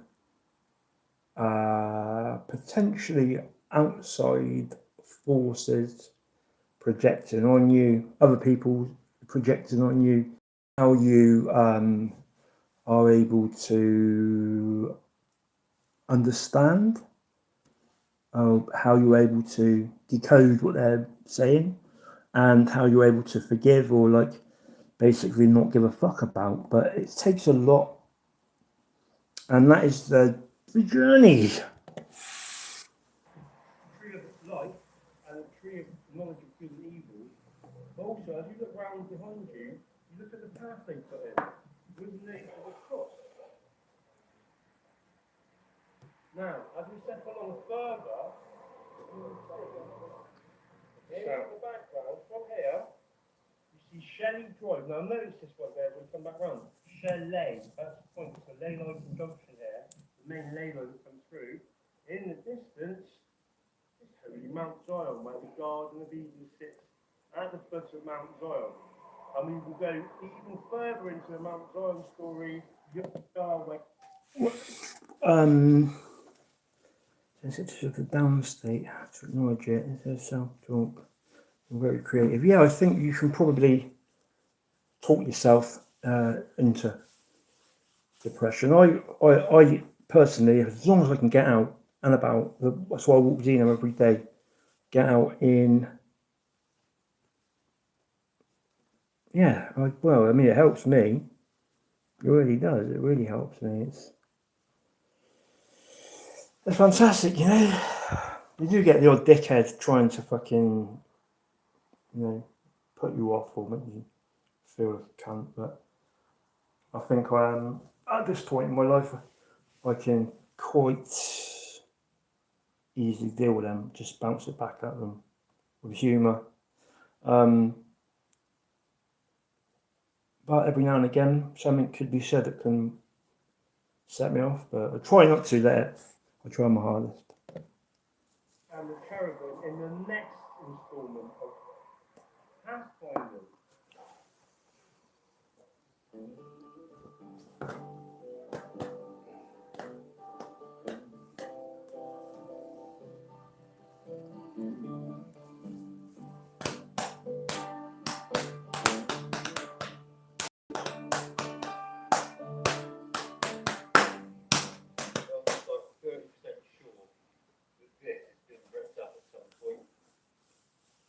May have been a doorway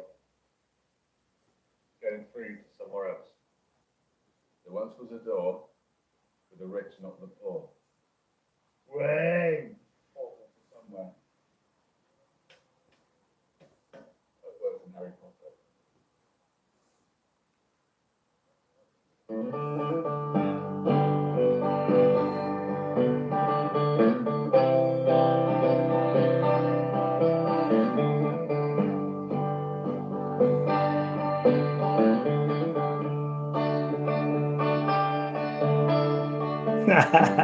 Dickhead.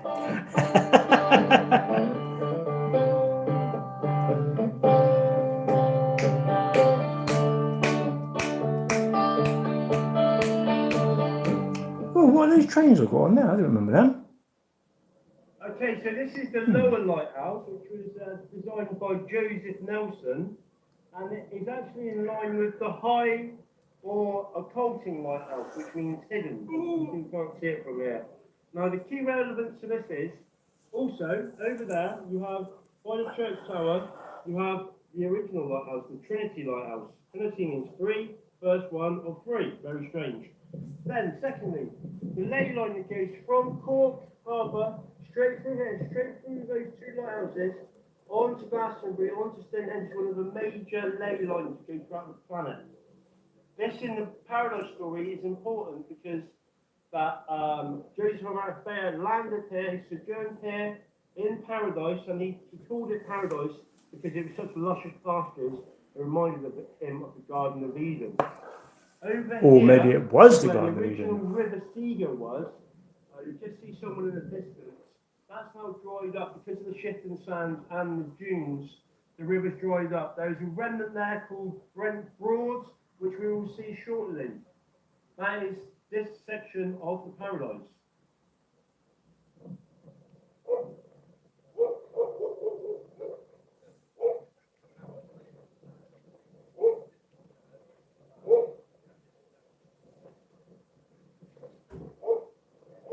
Okay, the original story of the Holy Grail, or in the French, Histoire Saint Graal, written by Robert de Boron, a French Norman baron. Histoire Saint Graal, they're told you means history of the Holy Grail. It actually means the Holy Grail estuary. And here is the Severn estuary. Thank you. Also, the Holy Grail estuary. It's the same thing. This river, Yes. or one river, Yes. Don't let the bastards get you down. Feed the Garden of Eden, Paradise, and each four of these rivers, the River Parrot, the River Brood, the River Axe, and what was the River Seagull is now Brent Broad, are all sluiced. Sluiced water to feed the garden controlled, and that's exactly what the four-headed watercourse of the Garden of Eden offered the one sacred river, the Holy Grail estuary. Mm.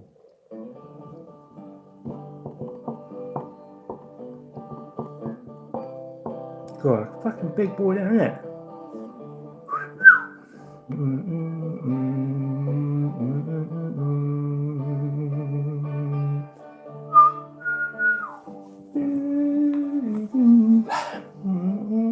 you can't actually see it from here, the high or pulsing lighthouse is literally just behind this tree.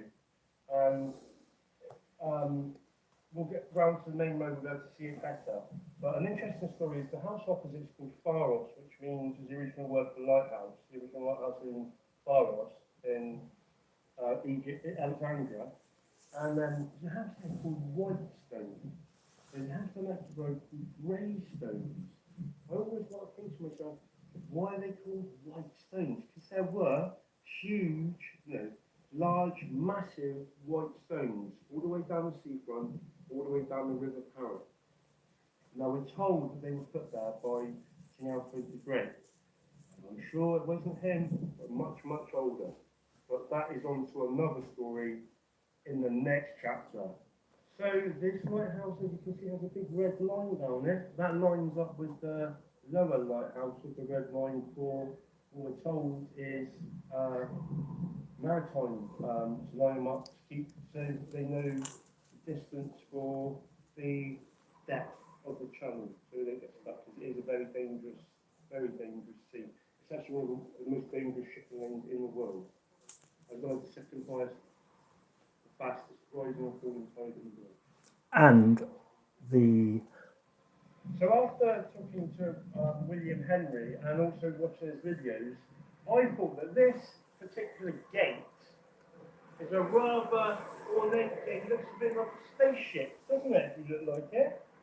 Or a stargate. Stargate. And also, just here, William Henry pointed out that in all time travelling films, they had a telephone box at the Stargate. There was a telephone box just there. That's the lamp post.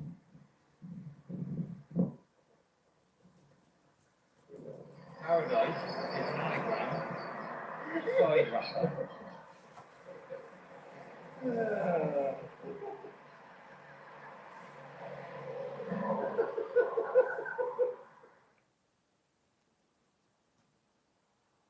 do you like that? Which is actually the Pathfinders. Oh yeah. Hope you enjoyed it.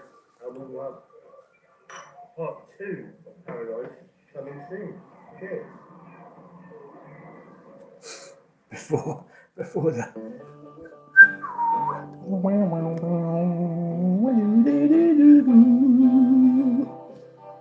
There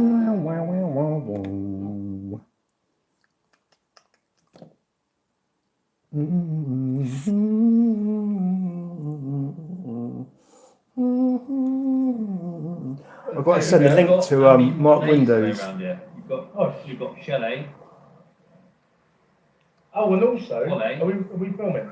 You're a bit silly. At the top of, remember I said before, Relay. on Gore Road, there was the house called Whitestones, and down at Wood Rectory Road, which is also where the original grove was. That's still there, the grove. But in pictures on Capture Burnham, the grove was exactly how we would imagine, literally. Is that a Christian grove or like a Druidic grove? I would say a Druidic grove. Yeah, so the pagan times. Pagans, yeah. Joseph came to these shores. Well, in all honesty, Joseph was a pagan. I see. I didn't know this. Well, he would have been.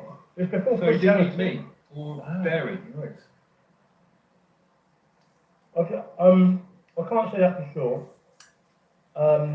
What aren't you saying for sure?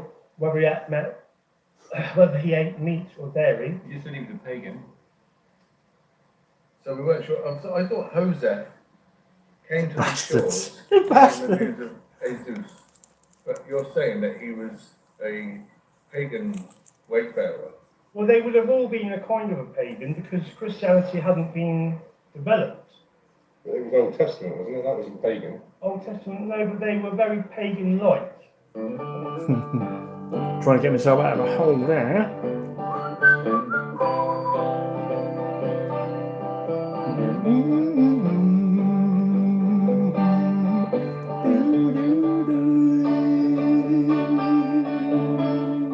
So here we are at Burnham-on-Sea Church, St Andrews, which is at the very edge of the border of what was Paradise. the road leading along to church was called Paradise Road.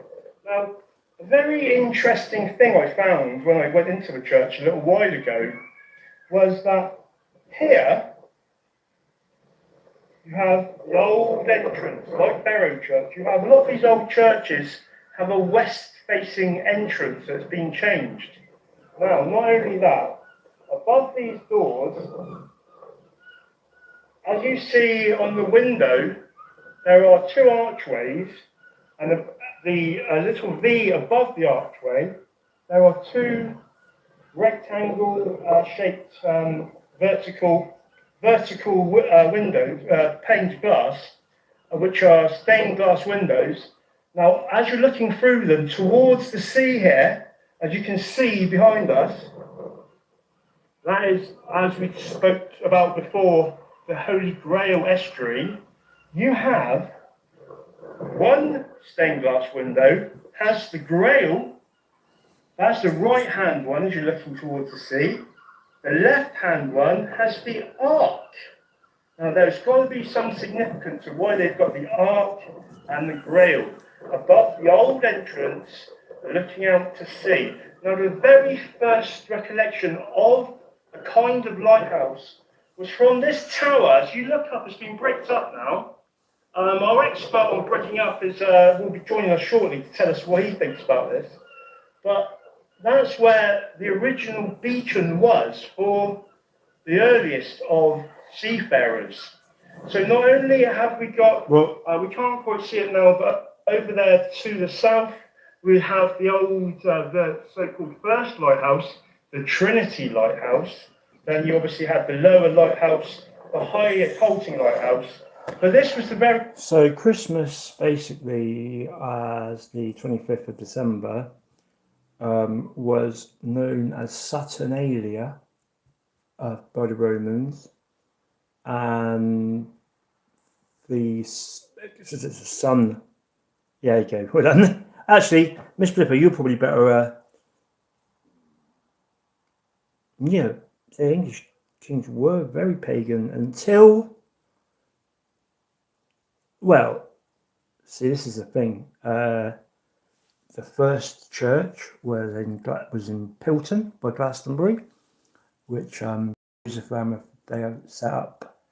Or supposedly Jesus actually built a little chapel in remembrance of his mum, who was potentially Joseph's sister. But this is not really said about too much, but it is a fact. And that was the first place of worship. Then they had the Wattendorp Church in Pilton.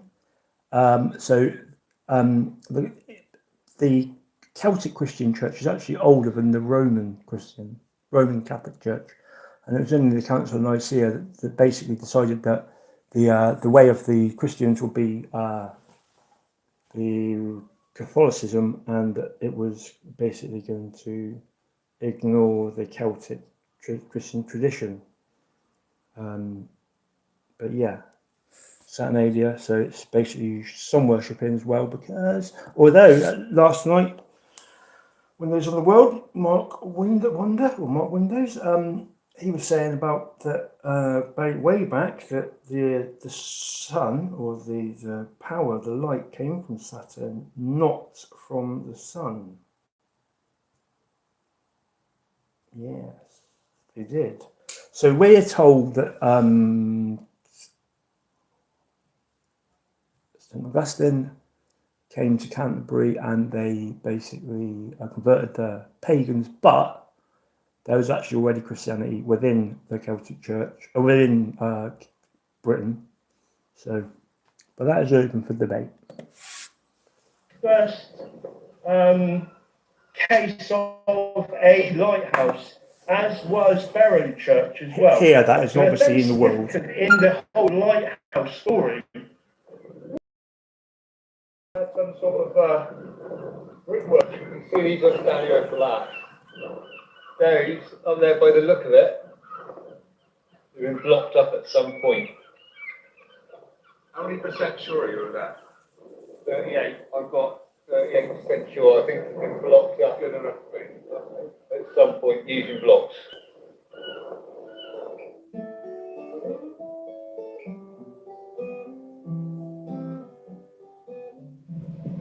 So what we just saw was the original pump house for the spring in Burnham-on-Sea. Burnham-on-Sea was like one of the original type of spa towns, and in one of the old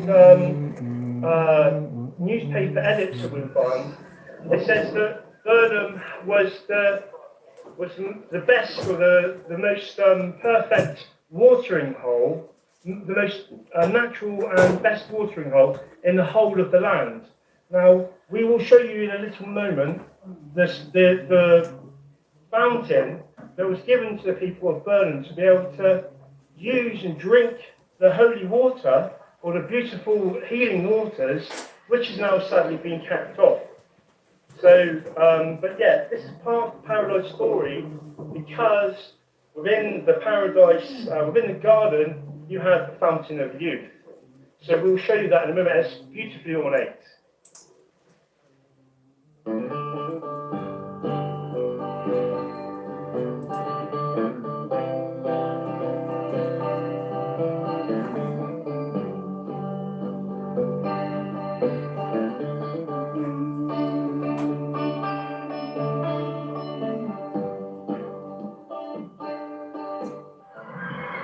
Okay, so we have the Fountain of Youth here, and then the coat of arms of Burnham, which is very interesting. You have the setting sun, you have the three cows on the bridge over the River Sega, which is the Hathors, I believe. You have the Bendera blue from the Bendera temple, and the motto, Lumen Monstro Pro Salute, which means a great light to greet you. Now, all in all, I believe that the kings and queens of the times would have come here, and they would have, when they would have passed, they'd have sailed out through the River Sega. When the sun set at the right time, they could literally sail into the sun, and that's where it all came through, and they ascended. That's my theory. Look at that, beautiful. That's the old coat of arms. The new one's a bit different. You put them online. So here we are in the lovely manor gardens, and anywhere where you'll always find a church close to a manor house. Here's the old manor house there. It's been changed a number of times since it was the manor house. But the interesting thing is that you usually find tunnels between churches and manor houses. And also, manor houses and churches, they're always on ley lines. They also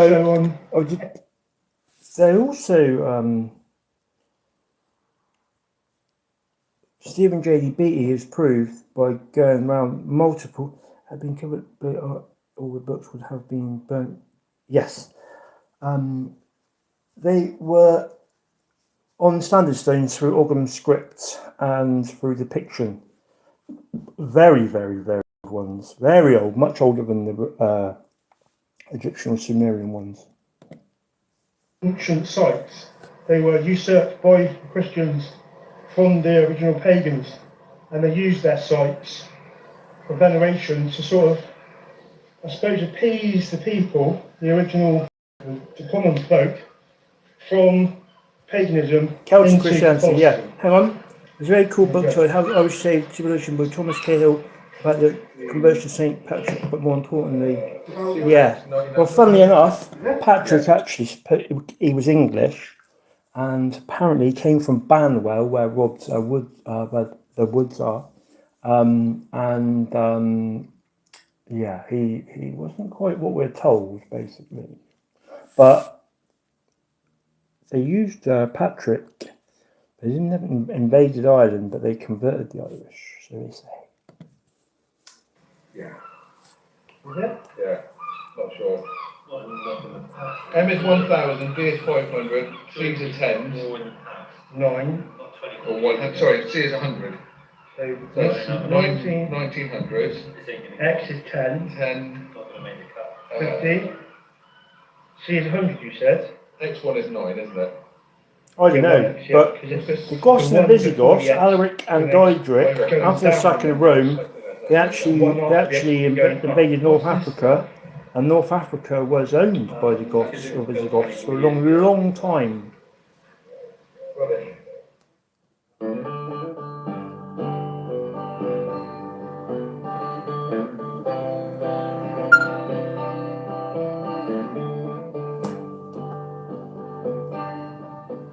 Basically, I want to explain this whole paradise story and how it came about to me.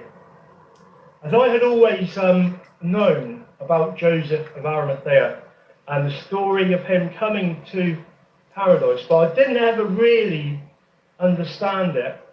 And through my, interest, and I was sort of looking into it, I noticed and realised within the landscape of paradise, or the Garden of Eden, here in paradise, which is Burnham-on-Sea now, we have all the actual physical attributes you have in the garden here, either natural or built.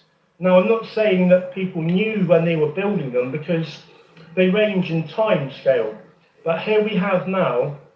So from the start, you have the garden, which we found, the garden given to Burnham, with a tree of knowledge of good and evil and the tree of life. We also saw Mount Sion, where the garden is at the foot of Mount Sion. And Mount Sion is supposedly where Yahweh, Jehovah, lived. And also we had the revolving sword of light, which is the lighthouse. And also, interestingly, they think that the Druids basically dissolved into the church, keeping the legends alive, and also potentially with Freemasonry, but that once again was usurped by a fucking darkness. Noticed that one day. I always been thinking to myself, several lighthouses, but the particular one with the revolve. But here we have now. So from the start, you have the garden, which we found, the garden given to Burnham, with a tree of knowledge of good and evil and the tree of life. We also saw Mount Sion, where the garden is at the foot of Mount Sion. And Mount Sion is supposedly where Yahweh, Jehovah, lived.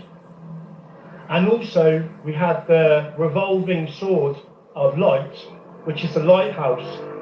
And I noticed that one day. I always been thinking to myself, several lighthouses, but the particular one with the revolving sword, and it looks like a sword, the occulting lighthouse. Then I found out that in the church,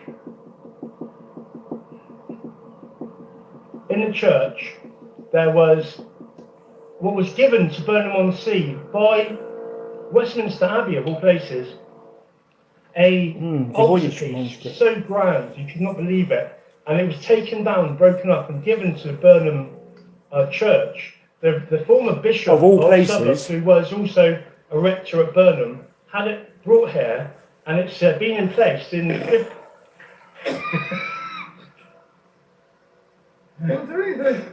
wankers. Interesting.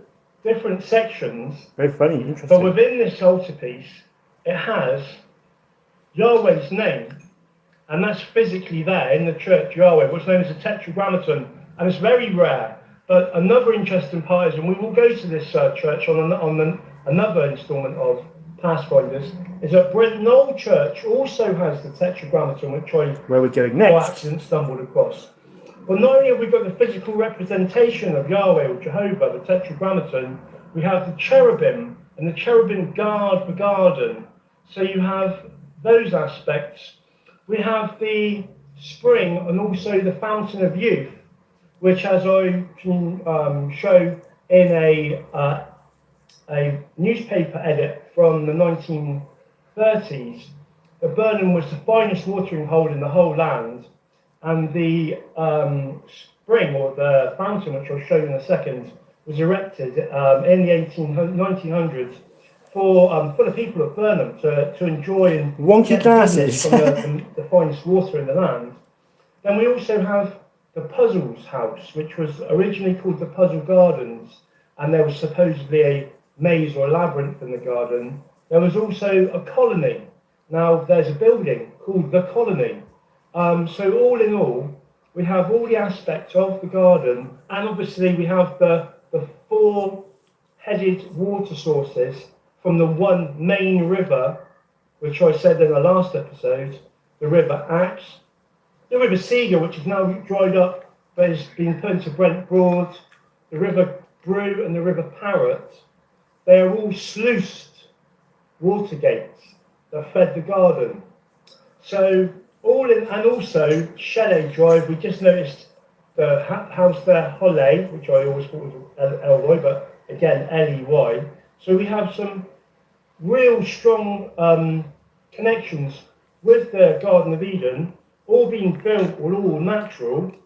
And also the other interesting thing is that across the road from the garden, where the River Seeger came through, there was, it's called St. Christopher's Way, but it was a school, a private girls' school called St. Christopher's, and St. Christopher in the story, we all see on the St. Christopher's medallions you get, has St. Christopher and the boy Jesus on the shoulder as he crossed the river at the famous dangerous point.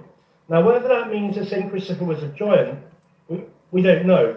But once again, it is a significant part of the story because he crossed the river with the baby Jesus on the shoulder, or the young boy Jesus. Jesus. So do you think St. Christopher was a giant? I don't know. I mean, we don't know how deep the water was. So you definitely was. But someone who was 5'6" in the ancient times could have been considered a giant. Because everyone was smaller then, everyone knows that from the doorways. I know that. Being quite small. There's two questions I would like to ask you before I forget. That's why they call it baby. And they're probably dying to know the answer to this too. Is one is Yahweh the same as Jehovah? yes, So that's two different names for the same guy. interesting. It's like yeah, basically yeah. And the other one is, what's the plural of lighthouses? Lighthouse. Okay. Like how? Thank you.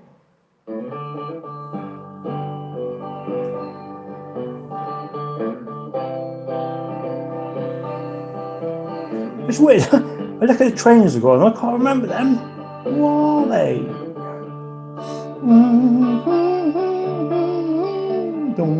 There you go.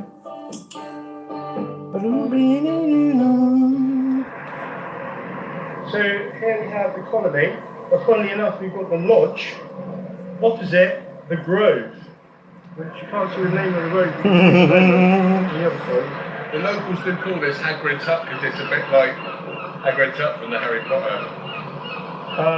But interesting, if we go along here, you'll see the grove, what was the remnants of a grove, a literal grove. But it's interesting, you've got the lodge and the grove, as in the lodge. And the Sonic Lodge. Should have explained that.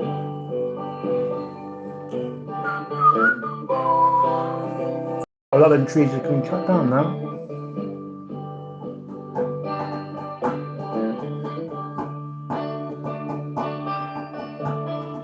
Also, we see from these parts, you see the lighthouse, which you can usually see from all sections over there in the distance. There she blows! And the lights.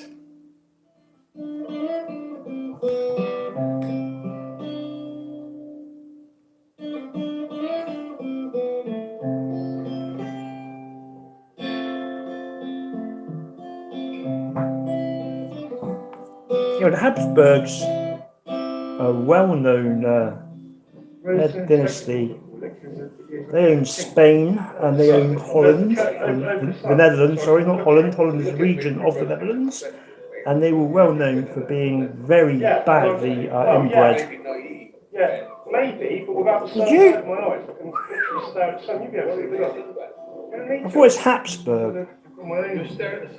There you go, look at that. Well, not when the sun's going down, or when the sun's coming up. So, once again, thanks for watching Pathfinders. Hope you enjoyed it. I just want to say a big thank you to all the people who've liked, subscribed, and commented. And we are really starting to figure it out.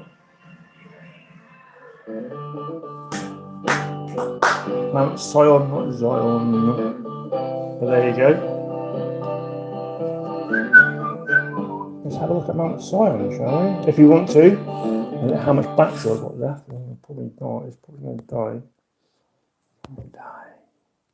8%. We might get through it. We might not. The saddest part of this is the La only la la la thing.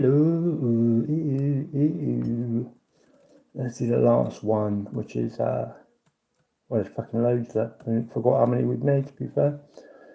As my support worker said, I'm pretty famous around these parts.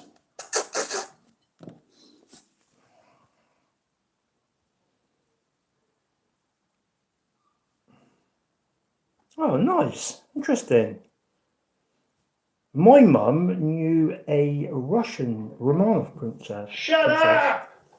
I'd just like to say a big thank you to William Henry for the support and encouragement he's given me to make the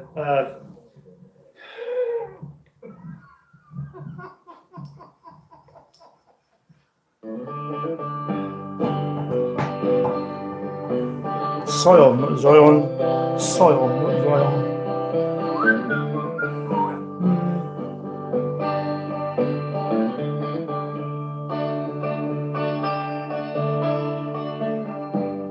Well, the King Arthur was Christian, supposedly, as we're told. An interesting thing is that Somerset has a dragon as the on the flag, which is the only one of the early county in England that has a dragon. And also, we were always told that the dragon was called a wyvern, but a wyvern is actually it's like a dragon, but hasn't got independent arms. It's got hands on the wings like a bat. And the wyvern the white wyvern was actually emblem of the Saxons, and the red dragon was the emblem of the Britons, the Brythonic. So basically, the dragon and King Arthur was fully Celtic. Now I don't know. It's hard to tell because there's so much allegory and like mysticism within the whole thing. I don't know. Skull as a relic after 300 years, he returned to his other skull. Do you ever read the Mr. Babylon by any chance? No, I haven't. What's that one? Tell me about it.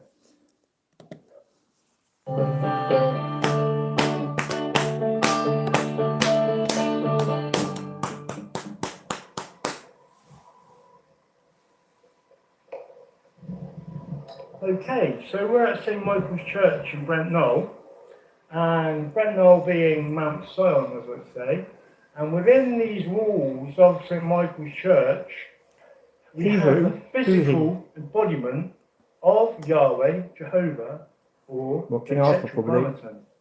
And it's important because Yahweh lives on Mount Sion. Actually, and in fairness, Yahweh literally does. I can't see how King Arthur could have been Christian because it was the Saxons that became Christian. Right. Once as soon as this dies, I'm going out. I'll watch the 80s TV show with Sam Neill. Yes, 90s. I've been watching that. Yeah, Queen Mab. Yeah, I've watched that years ago, and I just started watching it again. Really good.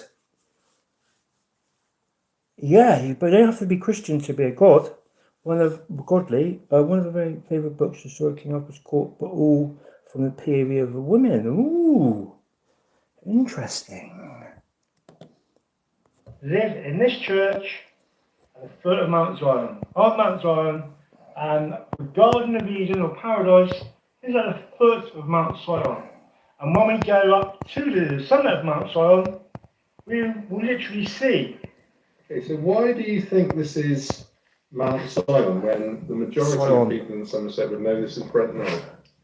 Well, basically, first and foremost, Pagans believe in God, was called a Mount of Frogs. But they have multiple archetypes of They were able gods. to call it Mount or Mountain because there was no actual measurement for how high a mountain was. So all hills or large hills they would call a mountain. Now, secondly, the reason why I call it Mount Sion rather than Brent Knoll, or the Mount of Frogs, is because the Garden of Eden, or Paradise, is at the foot of Mount Sion, as you will see when we get to the top of Mount Sion. But from the dairy or the garden, you can clearly see Mount Sion. But would you not be able to see this from various points? Why is that important? Well, Paradise, it physically is there. We know it was called Paradise. It's an actual place. That is actually at the foot. As you go down from here, if we went straight, well, you see, we go up there, straight down, you will be in Paradise, literally. And why was it called Paradise? Well, as I said in one of the previous videos, the legend goes when Joseph sojourned not the Holy Grail. here at Paradise in a ship of Tarshish, Yes, there you go. coming from the Holy Land. But I think they're the Godhead or the They called it prime Paradise creator, because when they maybe. landed, I don't really know. what greeted them and the landscape that greeted But King Arthur couldn't have been, was if we're going on the timelines, he couldn't have been Christian because the Saxons weren't. Oh, maybe he could have been actually. That's a lie. Not a lie. That's I got that wrong. Because if the first church was a Celtic church, then they could very much easier have been Christian. That was this something that you kind of figured out No, based no, on no. That's how the legend goes. In the Eswar Sangral, or the Robert de Boron's original work about Joseph and the Holy Grail. But also there's And so did he say that it came here? Pardon? Did he say it came here? Yes, and also Wolfram von Eschenbach, his story of Parsifal, which is like sort of romantic sort of. Parsifal was one of the knights of the Round Table, searching for the Fisher King and the Holy Grail Castle. There are a few different literary pieces of work about Joseph and the Grail coming to England, but also basically the legend goes that Joseph of Arimathea was Jesus's there's some debate whether he was his uncle. Some say it could have been his brother.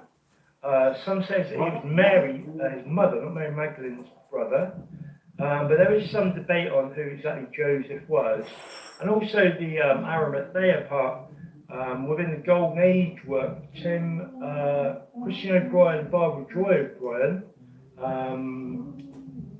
basically they say that Arimathea is actually a wrong pronunciation. It should be Haramatheo, which basically means crown prince. So they were of a royalty family, but then when you start going into this whole the bloodline and the royal family of the Holy Family, you open up another can of worms completely, because it harks back to the Hyksos pharaohs, and then it gets even bigger and further wider apart. So trying to keep on to the subject of Paradise and Joseph and the Grail, that is where the legend comes from. So I was looking for some light switches because it's dark in here. I was amazed to find this absolutely beautiful tile work. Now, something that straight away, something important for me is I say that within my whole story and the whole sort of understanding of it for me was wherever you see squares within squares is also always a sign within all the old artwork, all the Renaissance art, everywhere there's been this grid work or squares within squares. You can clearly see squares within squares here in abundance. Also, we have sort of old-fashioned sort of Tudor rows and checkerboard as well. The Tudor rows, I believe this could be sort of Rosicrucianism, and might be why they're sort of covering it up. But also, you've got this cross here. Now, The original Scribble. crucifix, or the crucifix of what we're told now, is in this one here. And there again. So squares here in abundance. Also, we have the sort of old-fashioned sort of Tudor rose. Where is it? And the checkerboard as There? well. The Tudor rose, I believe this could be sort of Rosicrucianism, and might be why they're sort of covering it up. But also, you've got this cross here. Now, There. See that orb? Crucifix, or the crucifix of what we're told now is in this one here. The cross with a longer bottom than top. Isn't what it should have been. The original sort of cross is like a Celtic cross where you have 4 equal sized points, you circle around it, and in the middle you've got this portrait foil or same as the font which we'll see shortly.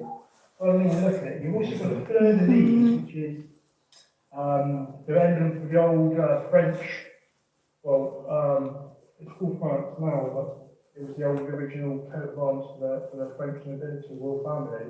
But also you've got this absolutely beautiful Celtic style knotwork. No, it's not, yes it is. It all joins in very nicely to show different aspects and how actually Roman Catholicism has a very sort of dialogue the other day about paganism. Roman Catholicism is a very pagan religion, and as you see with all this knotwork, it's very, very old school